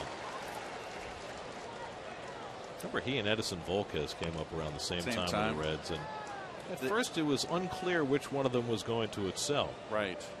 Volquez they got from Texas, right. Correct? In a trade. Was that the Josh Johnson trade? No. No, it wasn't? Okay. Not sure. Johnson was, of course, with the Marlins. Thinking of somebody. Not Josh Johnson. I'm sorry. The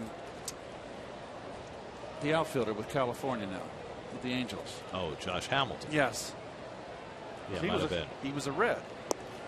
I think he was part of that deal. Full count. I stand corrected.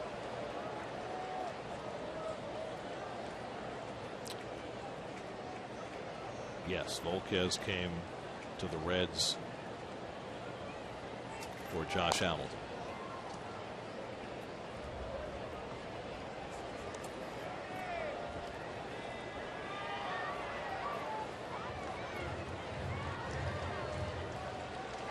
Second time that Wright's had a very long at bat against Cueto. 9-pitch at bat in the first inning. This will be the 8th pitch of this at bat. And David fouls back another one.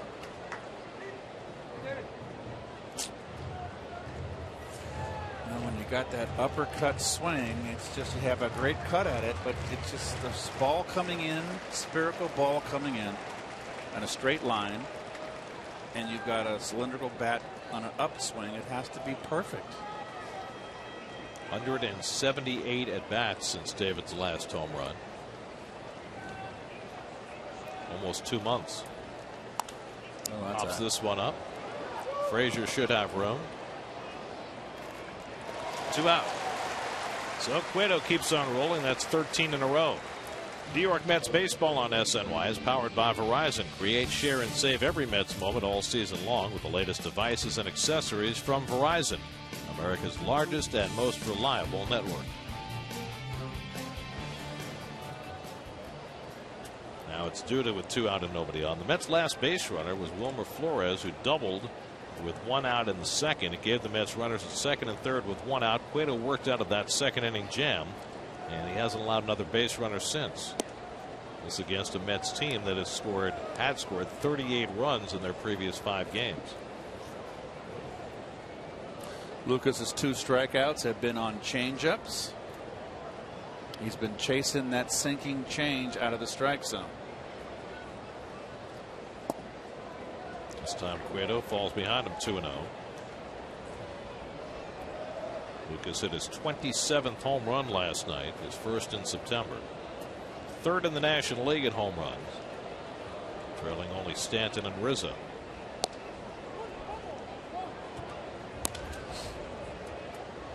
Give him a hit sign here.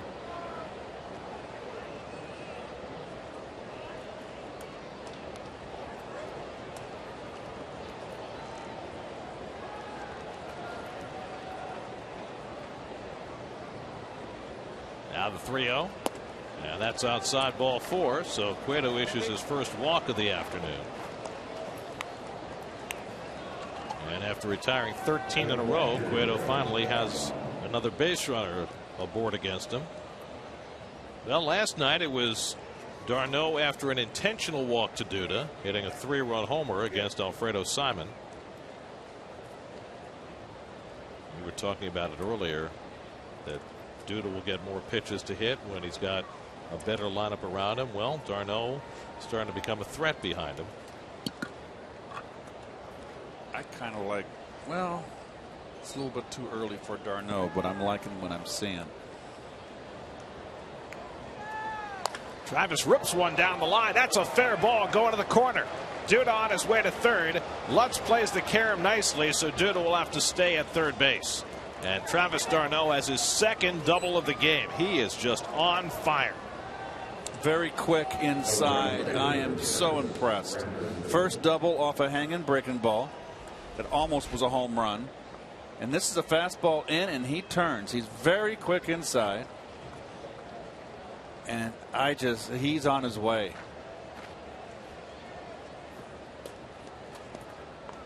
Nice hitting. Lutz played that carom perfectly, and that kept Duda from even thinking about trying to score. So d'Arnaud now 11 for 19 on this road trip. Granderson the batter with 2 in scoring position. Curtis is grounded out to first and flied to the warning track in center. Duda at third, d'Arnaud at second and 2 out. Mets up 1-0 in the 6th. Cueto up over 90 pitches for the day.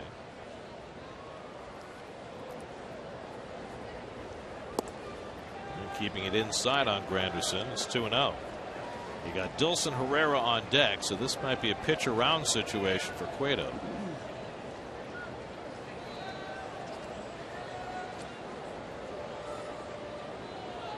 Mentioned that Granderson homered against Cueto earlier this year. 2 for 10 in his career against Johnny Cueto. Here's a strike, 2-1.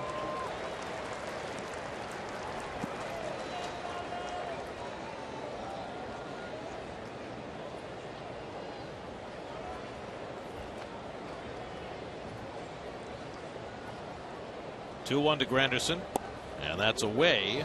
3-1. Just missed. Cueto's pitching very carefully here. He's in a 1-0 ball game in the 6th. He's got 2 runners out there. Base hit here can break the game open. So even though Granderson's struggling mightily, he still has respect for Granderson. He's got a resume.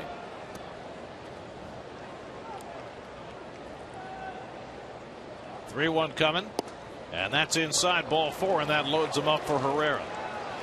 So Cueto, not an intentional walk, but certainly a very carefully pitched plate appearance. And the Mets have the bases loaded and 2 out, and a chance for Herrera. Pitching coach Jeff Pico is going to take a visit to the mound to get the temperature on Cueto, who's thrown 97 pitches to this point. And here comes the unknown entity here in Herrera. The rookie hasn't been around. Don't have a full scouting report on him. It's like the Joker in the deck. Very dangerous for a pitcher. Well, Herrera faced Cueto with a runner at third and 1 out of the 2nd, and was able to single to center field to get the only run of this game home. Herrera now with 7 RBIs in his first 29 big league at bats. And a big at bat here, trying to expand on the Mets' 1-0 lead.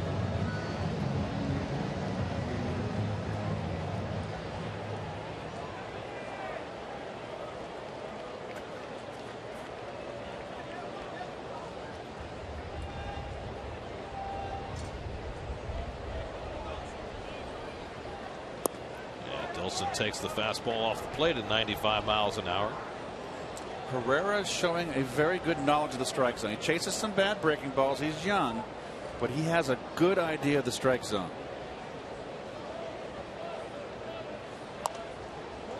That was the pitch they hit right there. Good cut. He just missed it. Right down the middle. This was the one. He had a good swing. Youngest player in the major leagues right now against one of the best pitchers in the game. 1-1 to Herrera. And goes after the high fastball and misses. 1-2. So Cueto, no nonsense here. 3 straight fastballs going after young Herrera, and he's got to learn in this situation, and this is all youth, is you don't overswing. You just need a base hit. Very compact, stay compact line drive. Cueto at 100 pitches for the day, ahead 1-2. And Herrera goes down on the high fastball. He did a great job of climbing the ladder with Herrera to get himself out of a jam. 7th strikeout for Johnny Cueto. The Mets leave him loaded and still lead 1-0.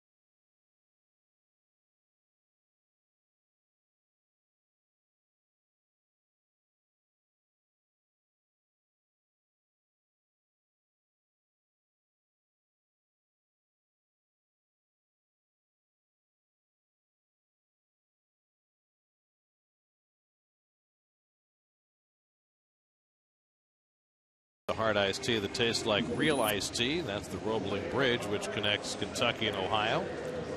And it was the prototype for the Brooklyn Bridge. It's got some similarities. You can certainly see in the columns. It looks a lot like the Brooklyn Bridge. Well, Dylan G still with a 1-0 lead. As we go to the bottom of the 6th, they'll face 2, 3, and 4 in the Cincinnati batting order. Pena, Frazier, and Bruce. Johnny Cueto got himself out of a bases loaded jam with some nice pitching against Dilson Herrera. Brian Pena's 2 for 2, twice his single to left. 2 of the 4 hits against G, taking all the way, and he takes a strike. Strong 5 innings from Dylan. Complete command. He threw just 5 pitches at a 1-2-3 fifth, refortifying himself for this 6th inning. And Pena, the slowest man on the field, tries to bunt his way on with 2 hits. It's a little odd, don't you think? Well, they put Pena in the 2 spot in the batting order, just the 5th time this year that Brian Price has hit him 2nd. Did you hear Price's quote after the game last night? He said, "Nobody wants to be embarrassed like this." Well, that's true. They didn't play a good game. It's not. Sometimes you go out there and get your butt kicked, but you play well. The team's their day. Line the other way, and David Wright snags it for the first out. Well, Pena twice with base hits to left field, trying for a 3rd, and David Wright said no. Well, taking that hole away from Pena, and rightly so. Nice play.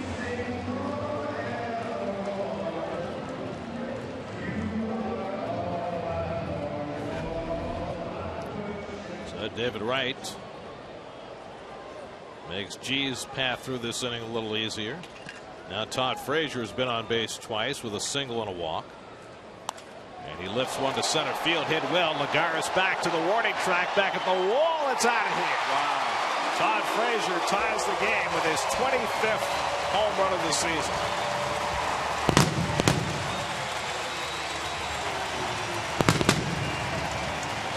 Second in 2 days for Frazier. And the game is even at 1. Well, playing against his hometown team, Frazier has hit the ball hard virtually every time up. 5 for 7 with 2 home runs. Dead central. Oh, a little cut. That's not that bad a pitch. Did a little lazy breaker. But still, that's the second home run he's hit in the series, both to center field. So we start even. Jay Bruce rolls one into the shift, and Herrera throws him out. 2 away. Take another look at the home run from a side angle. He lets go with one hand. That's his style. That's the way they do it in Tom's River. Very powerful.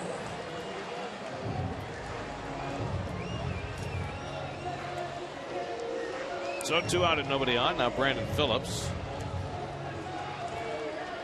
Phillips is fouled out and grounded out 0 for 2. 16th home run that G has allowed this season. 16 home runs in 19 starts. The first time that G faced the Reds this year. The Mets had a 1-run lead going to the 8th, and Brandon Phillips hit a 2-run homer against G to deny him a win.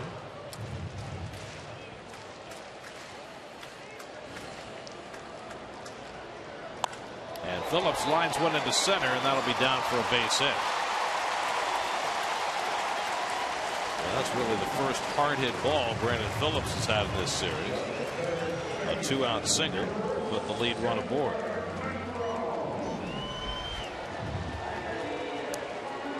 Great crouch, bent over, just right down the pipe there, hanging slider.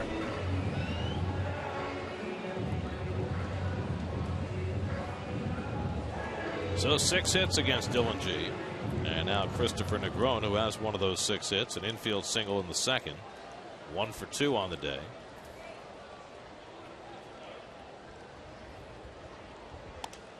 And he gets jammed and fouls one off, 0-1. It's nice when you have 2 very good pitchers out there throwing good ball games. Nice crisp games. The absolute opposite of last night.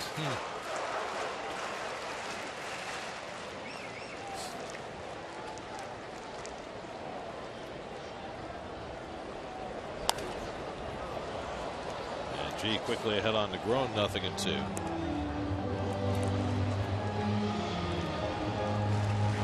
Cueto's up over 100 pitches. No sign of action in the Reds bullpen, but the Mets bullpen gets cranking.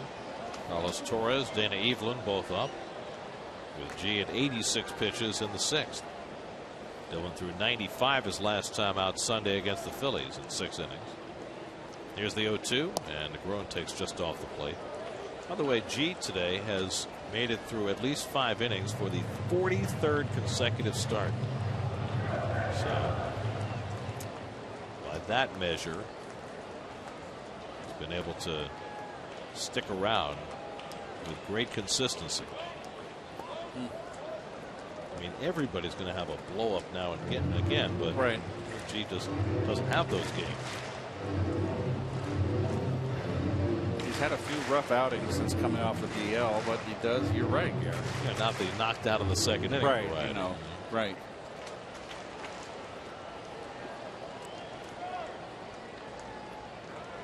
Two and 2 to Negron. Checks in on Phillips, who is no threat to run these days. Just 2 steals this season for Brandon Phillips.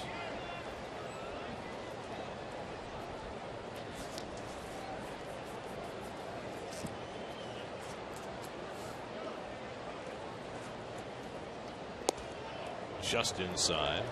Full count. There's a time in Phillips' career where he'll steal you 20 or 30 bases in a season. As many as 32 in a big league year, but that is gone. Now he'll be running on a 3-2 pitch. Duda will play behind him. G was ahead on Negron 0-2. Now a full count. And he struck him out with the changeup.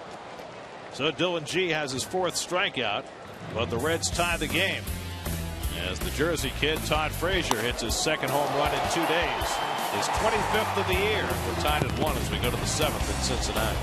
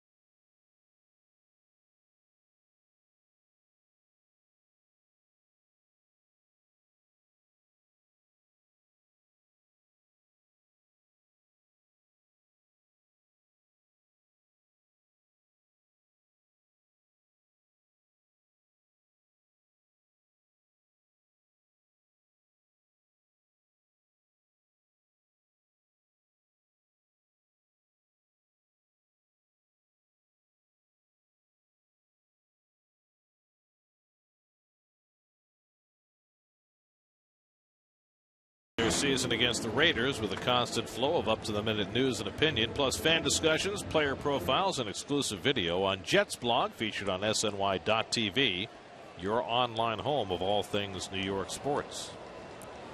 1-1 game as we go to the 7th at Great American Ballpark. Wilmer Flores leads off against Johnny Cueto and takes a strike. Flores doubled down the left field line in the 2nd. Each team with a run and 6 hits as we start the 7th. Cueto over 100 pitches for the day. Dylan G is out on deck. G is only at 90 pitches through 6 innings.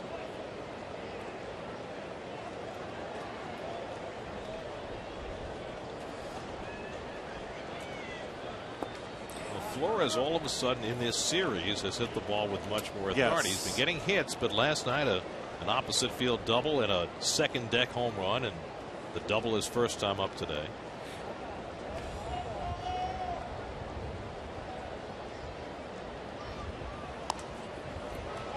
Pops this one foul and out of play. Johnny Cueto, second in the National League in ERA, second in the National League in strikeouts, leading the league in innings pitched, tied for second in victories, just having a fabulous year. Second lowest opponent's batting average. Cozart handles Flores' ground ball, one away.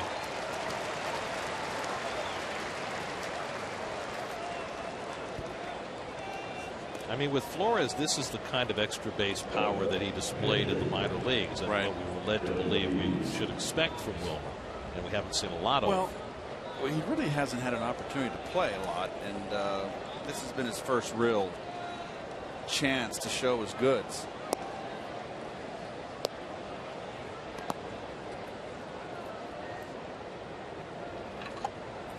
I mean, is it sometimes as simple as a hitter getting his feet wet and getting a couple of hits to feel comfortable and then asserting himself? Certainly, but it's also nice to know that if you go 0 for 4 2 days in a row, you're going to be in the lineup. The slow curve from Cueto at 62 miles an hour, didn't get a call.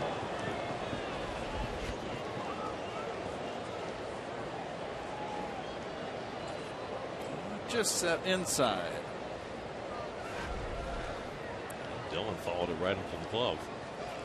The biggest factor, Gary, and a question for you is that when you're young and you worry about, I don't get a hit today, I'm not going to play for how long, you know. So now that's not in any part of the mind of Flores. 2-2. G takes strike 3 call. 8 strikeouts for Cueto. G now 0 for 32 to start the season.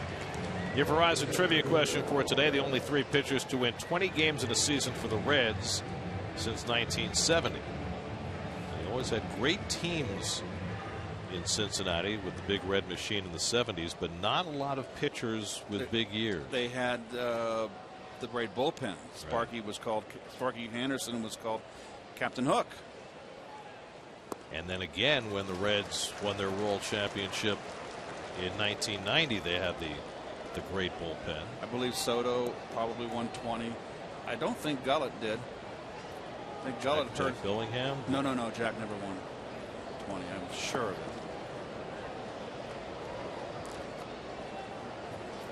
It's going to be into the 90s, and it's going to be more recent. Sam LeCure, the right-hander, Manny Parra, the left-hander, up in the Reds bullpen, with Cueto up to 113 pitches now. 1-1 to Lagares, and he takes a strike right on the corner, 1-2. Well, Cueto bobbled early and had a little jam in the 6th, but he has been on top of his game today. Well, he had a jam in the 1st and a jam in the 2nd also. He got out of. He got out of the 2nd with only the 1 run the Mets scored. He retired 13 in a row before the Mets staged a 2-out uprising in the 6th. But then he struck out Herrera with the bases loaded. Now trying to get through the 7th. Ahead on Lagares, 1-2.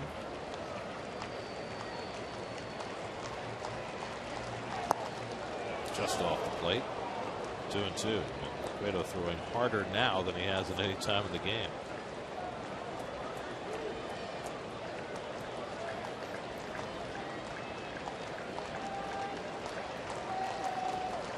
2-2 coming. And Lagares slugs one out to center, but playable for Hamilton. And that retires the side. So Cueto, probably the end of his day, finishes with a 1-2-3 inning. That'll take us to the 7th inning stretch in Cincinnati. Master at work, Johnny Cueto. 1-1 game.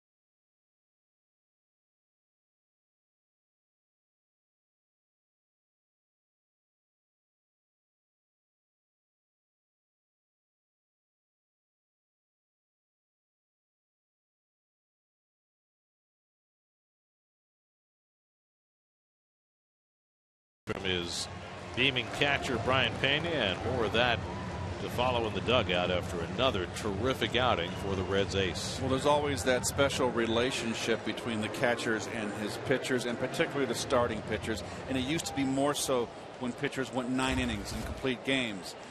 The catcher is very much involved. They're calling the game, and particularly when a pitcher and a catcher initiates each pitch, makes the initiating call.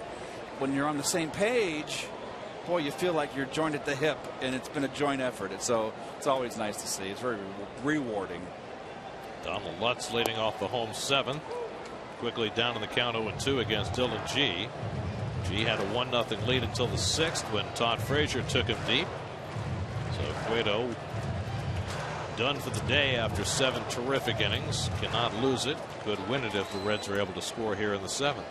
Cozart, the number 8 hitter on deck, and then the pitcher spot. G ahead 0-2, and Lutz goes after the high fastball, and that's 5 strikeouts for Dylan G. 1 down in the home 7th. Final game of the series on the road trip tomorrow afternoon. It's been a good trip for the Mets. Zach Wheeler goes tomorrow against Matt Latos. Our coverage begins at 12:30 tomorrow afternoon right here on SNY. And the Mets are back home for 10 games beginning on Monday night.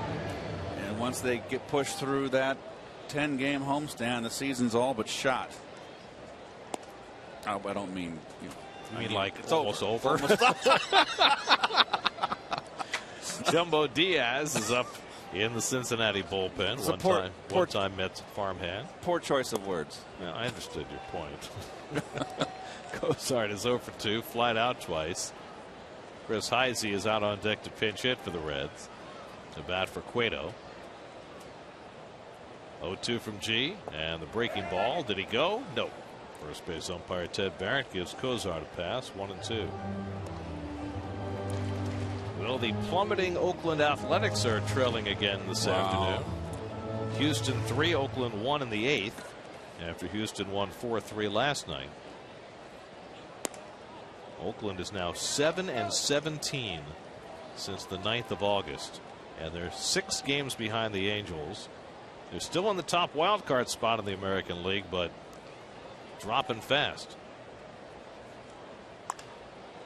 Lifted down the right field side. Granderson over. Sliding. Did he get it? He did. Great play, Curtis Granderson. He may be a little shaken, but he makes a great sliding catch going up against that sidewall. Now we'll see if Curtis is okay. He's fine.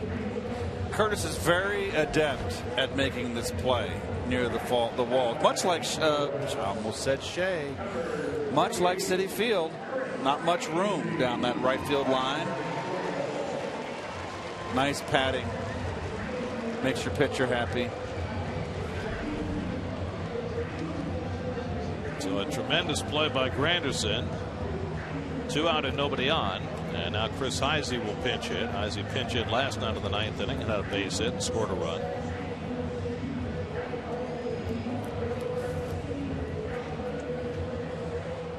Heisey's been the Reds' most used pinch hitter, and why not? He's got 11 pinch hits, including 3 pinch hit home runs this year. He's dangerous. And he drives one to deep left field. Back goes Dendecker, and it's out of here. And the Reds take the lead. First pitch. Chris Heisey, his 4th pinch hit home run of the season. His 8th home run overall, and the Reds go in front for the first time today, 2-1.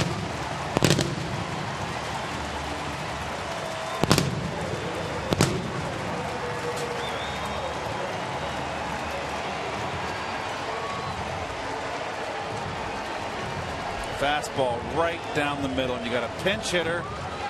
That when a pinch hitter comes up, it's the rule is you don't take, and you just that's one of the few mistakes that Dylan's made.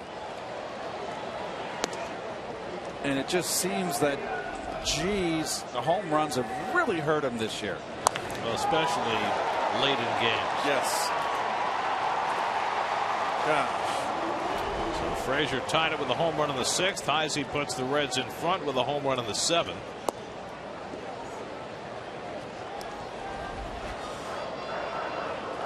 Very quick, full extension right there in the wheelhouse, and Cueto, if this holds up, should take him to dinner.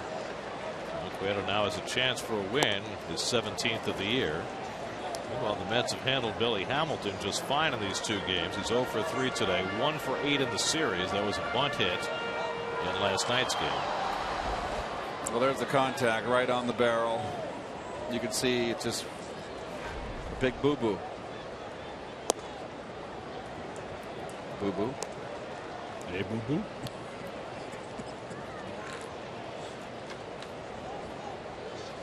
Most pinch hit home runs in the National League this year, Chris Heisey. 2-2 coming to Hamilton, and he struck him out with a fastball.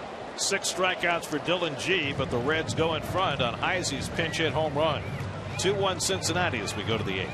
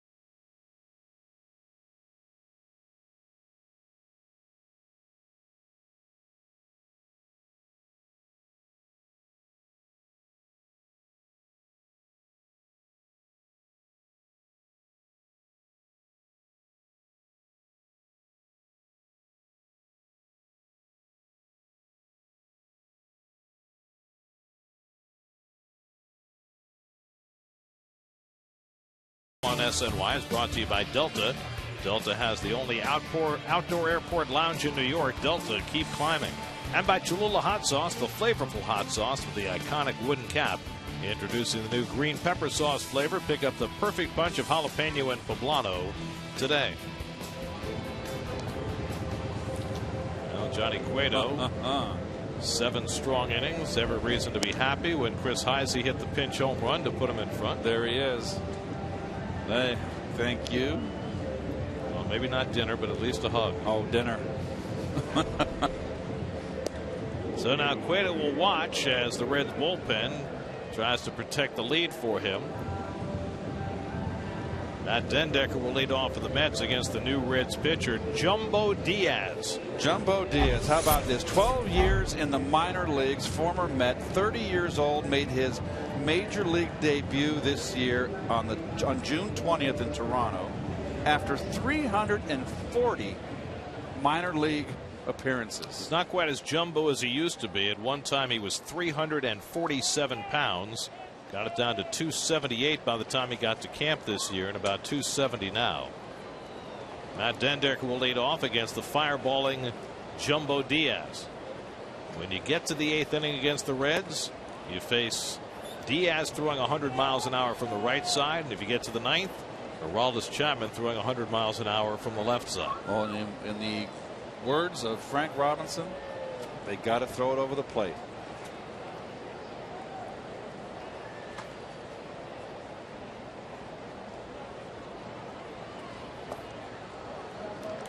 Quickly falls behind on Dendecker, 2-0. Matt is 0 for 3 today, 0 for 7 in this series.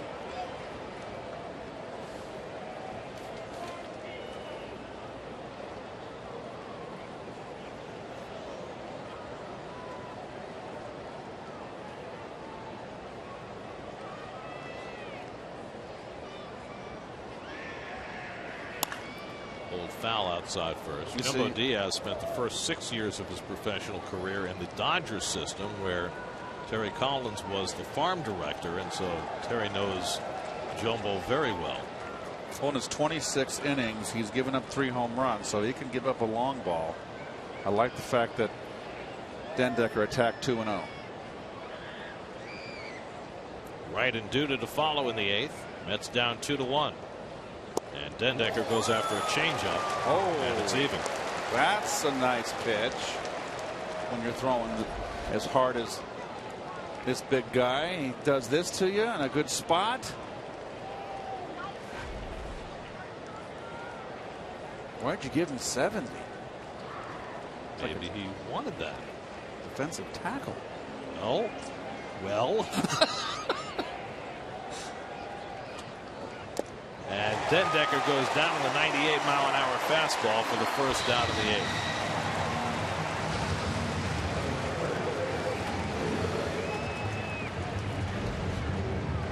After the changeup, comes with the fastball away, runs out of the. Oh, got a foul tip on it. That's your Cholula, 98 miles an hour. That's worthy of the green pepper sauce. Yes. A little extra jalapeno there. Yes, good call, Gary.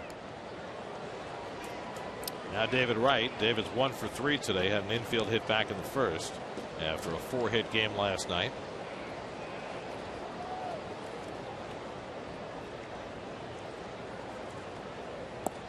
He's got a slider too. Of course he would. He's not going to rely just on his fastball.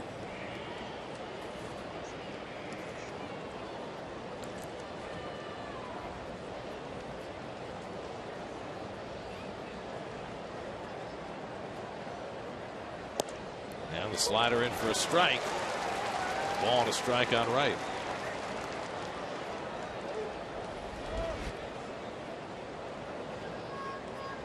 There goes the shoulder on David again.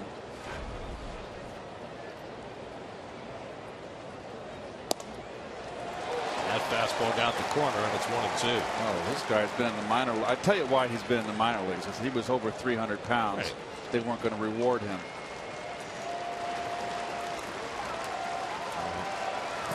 Finally made the commitment to lose the weight, and here he is in a big role with the Reds.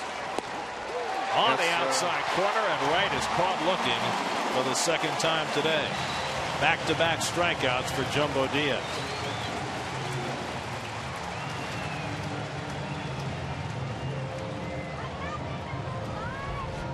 Borderline here, close. That's a strike. Too close to take. Look at David's whole body stepping out. Didn't stay in that entire at bat. Well, Brian Price is on his way out to the mound, and it looks like he's going to go to the bullpen. I would imagine he's going to bring in Aroldis Chapman for a 4-out save. With the left-hand hitter Duda coming up, he wants the lefty in the game. So Diaz does his job, faces two batters and strikes them both out, and gets a standing ovation as he leaves.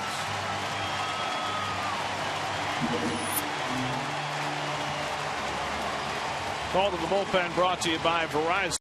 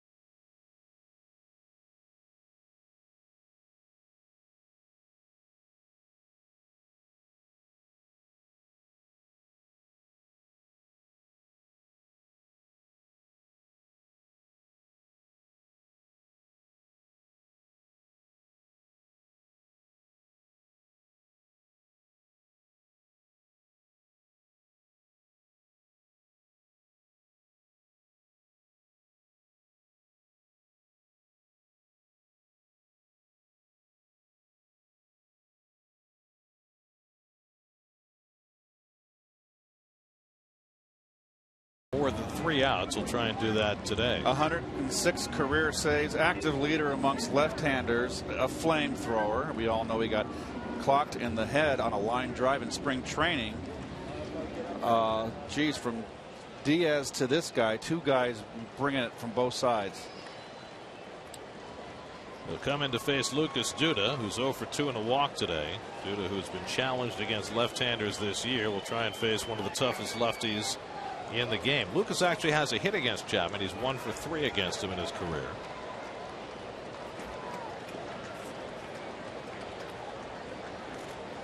And the first fastball at 101 miles an hour. Well, I tell you what you got to do here. A guy throws this hard, and you're standing close to the plate. There you see Duke Lucas's splits. You got to look out over the plate, take inside. And there it was, good cut, but he beat him. Threw it by him. Now, Pena getting very low for Chapman, and you know what? This is a guy that you know is throwing 100 miles an hour. I can tell from the TV. Oh well, no, that's not fair. Serious Chulolo. My tongue's on fire. Well, Chapman didn't make his season debut till May 11th after getting hit in the head by that Sal Perez line drive. Had to put a plate in his head. Just a horrible injury. Just nice to see him alive. Wow, he is bringing it, Gary. This is some serious gasoline. That's jet fuel. That's better than ethyl. That's a little dated, isn't it? Super. His average fastball velocity this year has been over 100 miles an hour. And he blows away Duda at 101 to end the top of the 8th inning. Chapman doing what he does, throwing serious gasoline. Diaz and Chapman combined to strike out the side on the top of the 8th.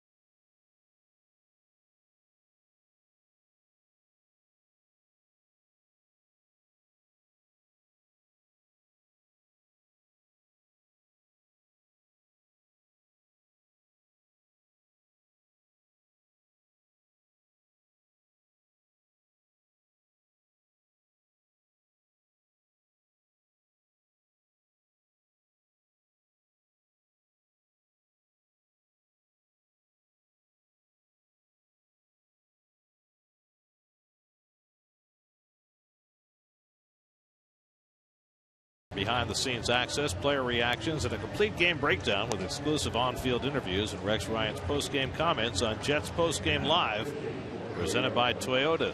Tomorrow, immediately after the Jets-Raiders game, only on SNY.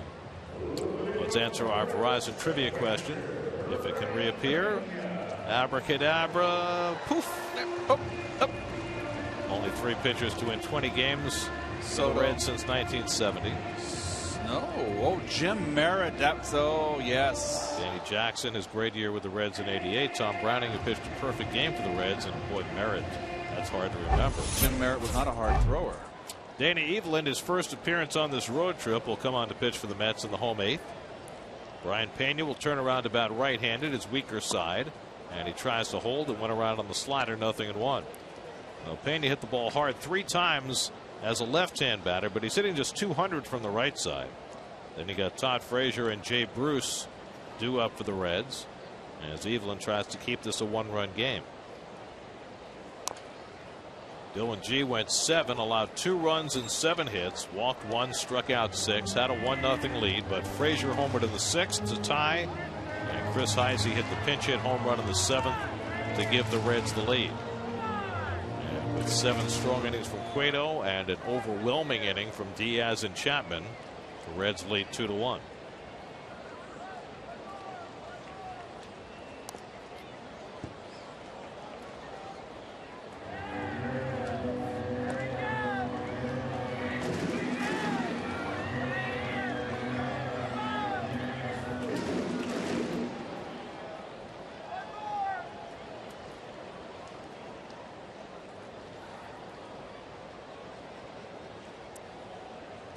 Eveland ahead 0-2 on Pena.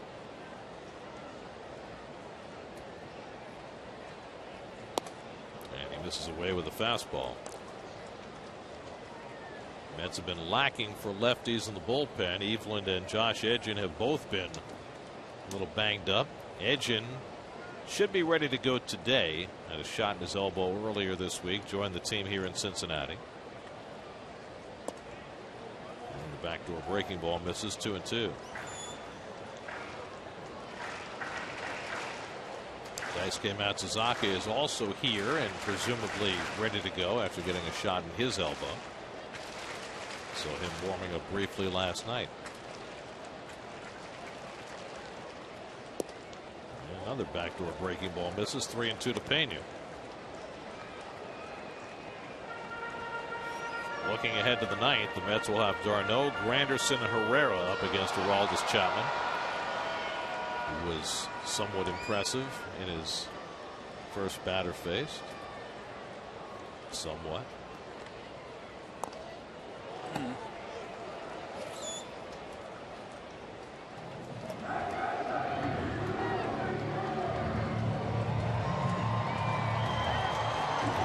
Wonder about those closers asked to get more than 3 outs. That period of time after they get through the 8th and before they take the mound for the 9th. Does the adrenaline wear off? Shouldn't.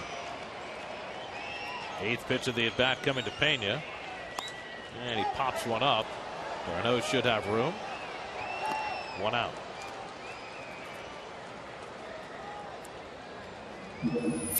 Your AT&T fan photo for this afternoon comes from Dan and Jess and Mr. Met. Was Mr. Met the best man? I thought there was a competition. I thought they weren't friendly. Who's that? The mascots. You mean Mr. Met and Mr. Red? Yeah. Well, you got that commercial with, you know, the Philly Fanatic and Mr. Met. No, they're. See, I think it's different with Mr. Met and Mr. Red because Mr. Red is basically a ripoff of Mr. Met.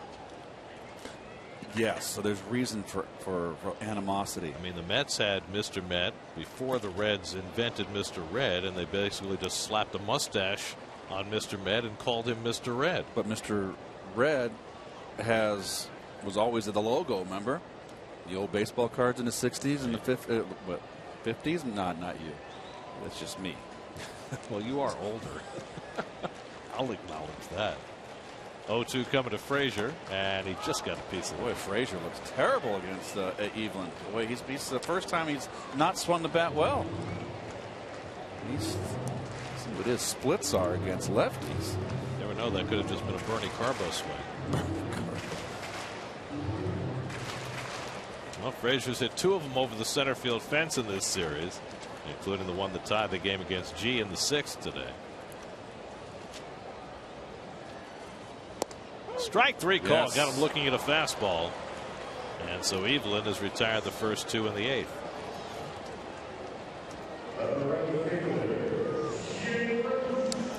So 2 out and nobody on. Now Jay Bruce coming up.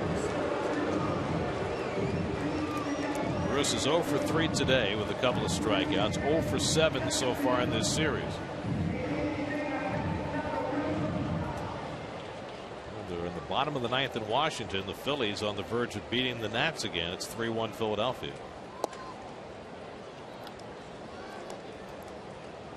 It might provide the Braves with some hope if the Braves could ever get a winning streak going, but they got crushed last night by the Marlins. They'll be in Miami again tonight. Braves 7 games back starting the day. Poured over the outside corner. 1-1. So Evelyn, after 5 days off, looking sharp this afternoon. Last outing was last Sunday against the Phillies. Gave up a couple of hits and an inning of work. He's even on Bruce. 1-1. And the slider stays inside. 2-1. But Bruce is really lost up there. Just does not look comfortable. Looks to me like he can't handle the outside corner. He's pulling. Yeah, face chasing bad pitches. Just barely got a piece of that to stay alive. With the fanny flying out. Not a recipe for success.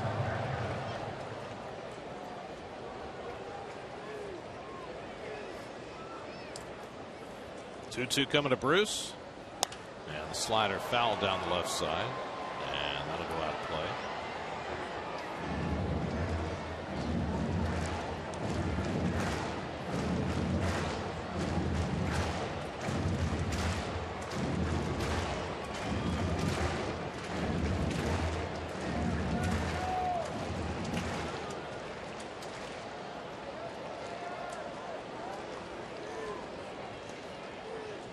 Again, the 2-2.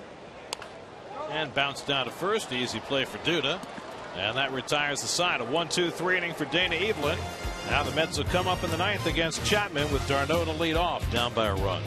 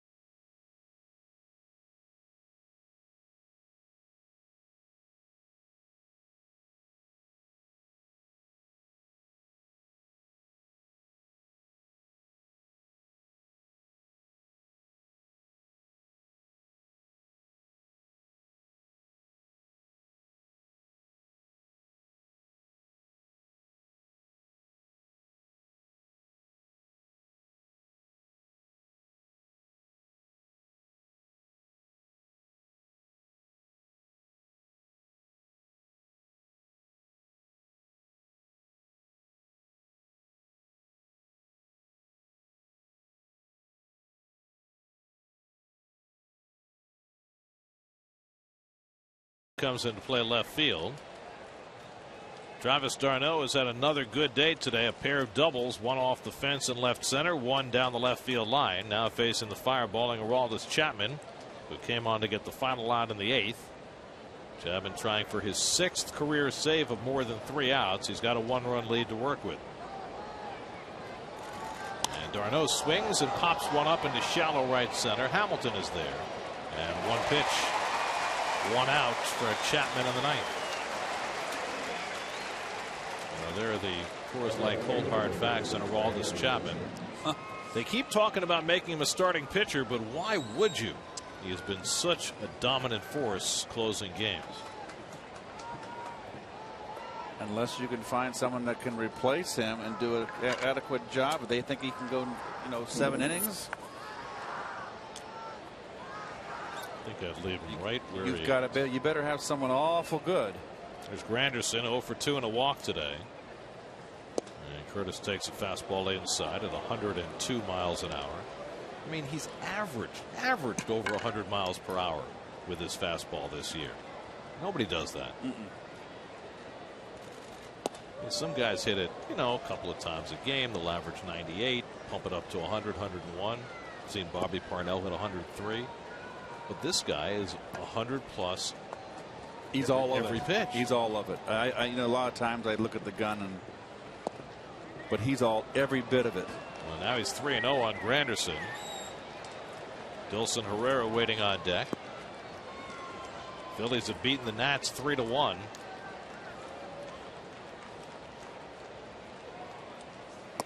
There's a strike. Since the 1st of August, the Nats are 2-6 against the Phillies and 19-6 against everybody else. So while the Mets have dominated the Phillies, the Nats have struggled with them. Go figure. 3-1 coming, and Granderson finds the hole for a base hit. Fast bat by Granderson on a 100-mile-an-hour fastball, and the Mets have the tying run aboard in the 9th.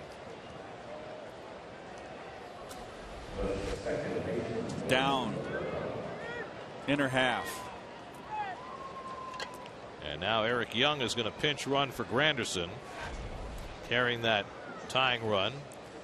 This has basically become Eric's role, and he's been very good at stealing early in counts when the Mets have needed a big stolen base. That's what he's out there to do. Even with his minimal playing time of late, Young is still tied for 5th in the National League in steals with 28 after leading the league last year. And we'll see whether Herrera gives him a chance to swipe one. Herrera 1 for 3, singled in the only Met run.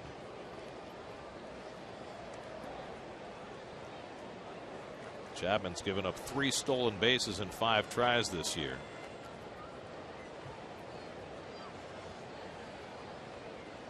Each team now with 7 hits on the day.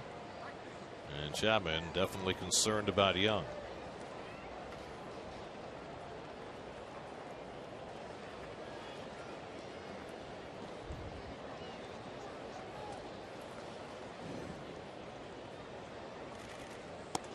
Up and away to Herrera, ball 1. You know, there really isn't much that a first base coach can do unless you've got someone with a really good move, and Chapman does, and you've got it figured out through tape, whatever. You know what to look for. But if you're an alert base runner, you shouldn't get picked off unless, you know, if you're not stealing. Right now, Chapman's attention is split, and he's missed badly with the first 2 pitches to Herrera. This is what I was talking about before with those closers who get it out in the 8th and then sit around. Sometimes that 9th isn't so easy. I mean, they tend to thrive on adrenaline. Sometimes that adrenaline gets muted. He's been up with his fastball, that's for sure. He fell behind Granderson. Made quick work. Well, Darno swung at the first pitch. Herrera getting his first look at Chapman, and he's watched 2 well out of the strike zone. There goes Young. He's got it. And they let him go.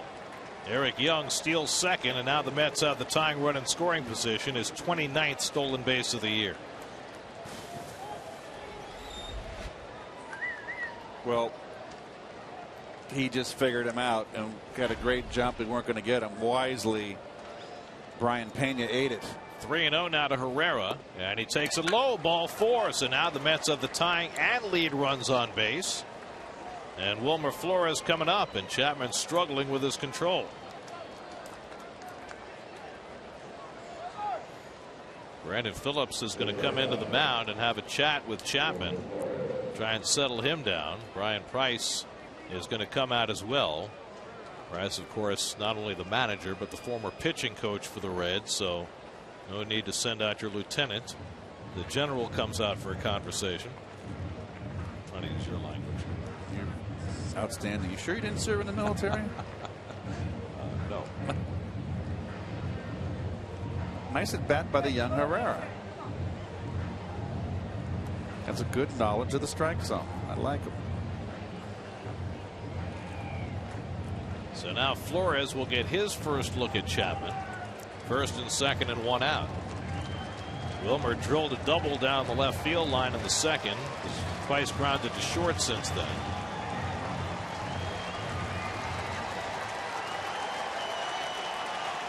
Not a deep outfield here off Flores. Shallow in the outfield. Big gaps out there for him. You got 2 outstanding arms in the outfield in Hamilton in center and Bruce in right, but it's going to be hard to cut down Eric Young on any base hit to the outfield. And meanwhile, Chapman still struggling to throw strikes. 1-0 to Flores. There goes Young stealing third. Throw by Pena, not in time. The Mets pull off a double steal. And now the tying run is at third and the go-ahead run at second. Well, Chapman had given up 3 stolen bases all season. He's given up 3 in this inning. B's long going home. And a tough pitch to throw on the ball in the dirt. And he's also 2-0 and not even close. And Brian Price is going to come out, and he might challenge the call at third. They might think that Young came off the bag. Well, Eric Young has been asked to do only one thing late in the season, and he has done it about as well as you can.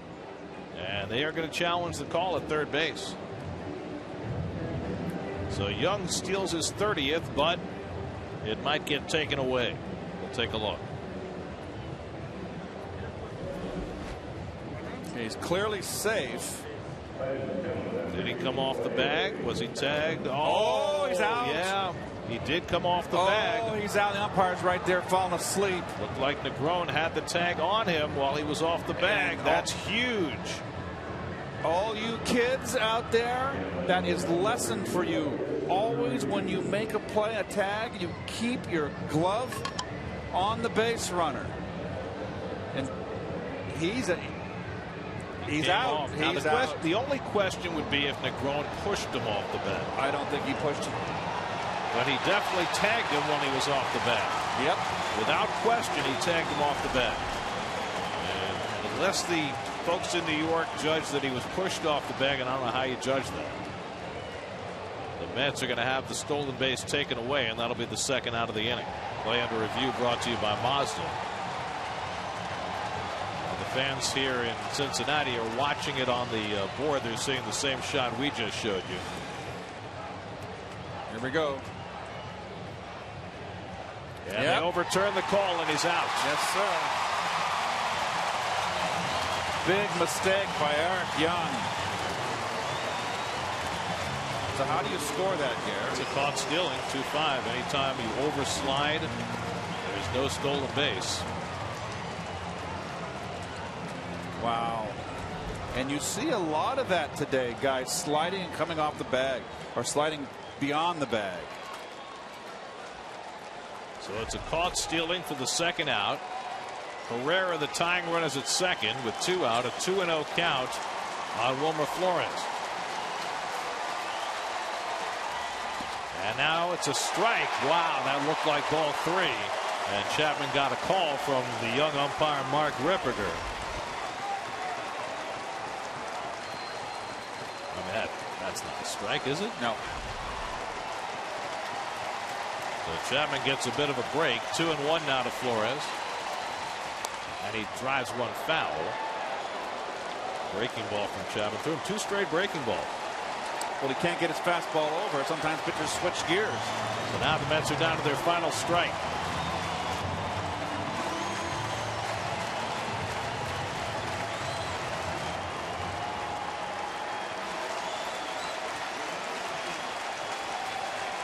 Two from Chapman to Flores.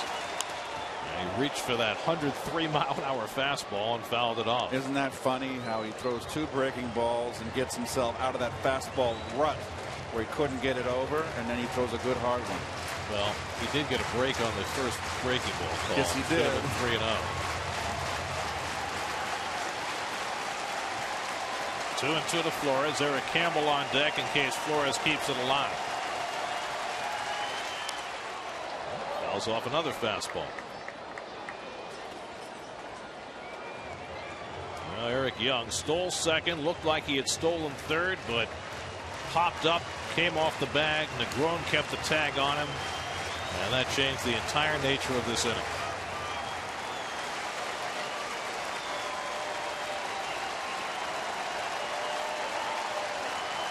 Two. Popped up. That'll come back and out of play. So Flores hanging tough against the fireballing left-hander. Chapman struck out Duda to end the 8th. Got d'Arnaud on a 1-pitch fly ball, but then Granderson with a base hit. Young stole second. Herrera walked. Then the abortive double steal. 8th pitch of the at-bat coming from Chapman to Flores.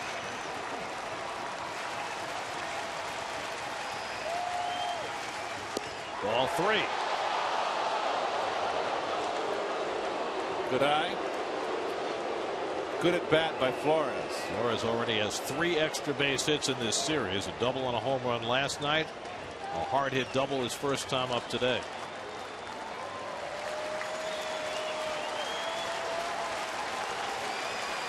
Three-two coming.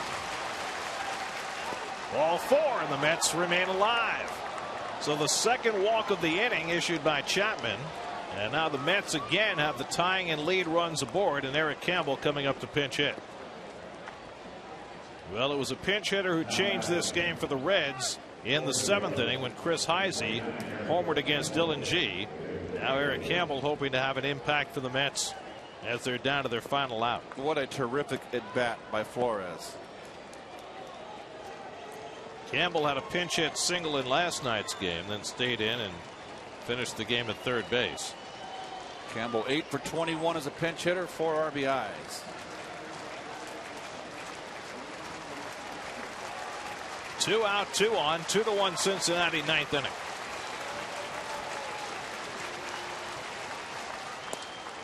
And that's ball 1 to Campbell. And you tried to hold it for Mark Ripperger, who didn't bite. Well, that's a lot of pitches he's throwing. Always the danger when you bring your closer into the 8th. Chapman trying to work through it. He's given up a hit and 2 walks in the inning.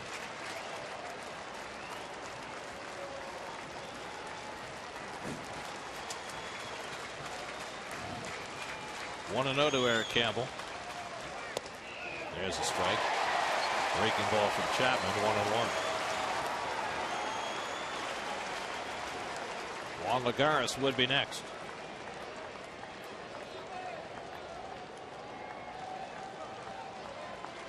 Chapman trying to save it for Johnny Cueto.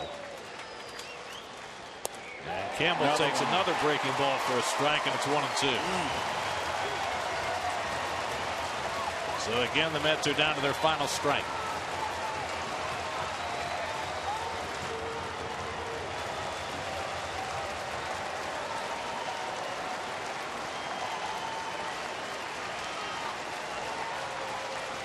One-two. Struck him out. 103 miles an hour. And Chapman fans Campbell, and the Reds hang on to win it 2-1. 7 strong innings from Johnny Cueto. 2 big home runs against Dylan G. Chris Heisey with the pinch hit home run to put the Reds in front to stay. And Cincinnati evens up the series at a game apiece with a 2-1 win. Well, the Mets didn't quit. They made Chapman work for his 30th save of the year. And there's Terry Collins having a little talk with the crew chief there. Ted Barrett, I believe. But a well-pitched ball game all the way around. Dylan G again victimized by long ball. Gave up 2 solo home runs. And if I read Terry's lips correctly, I believe he's saying that the third baseman pushed Young off the bag and wondering whether that was part of the consideration. And the umpires, to their credit, are listening and having that conversation with him. And as we speculated, you don't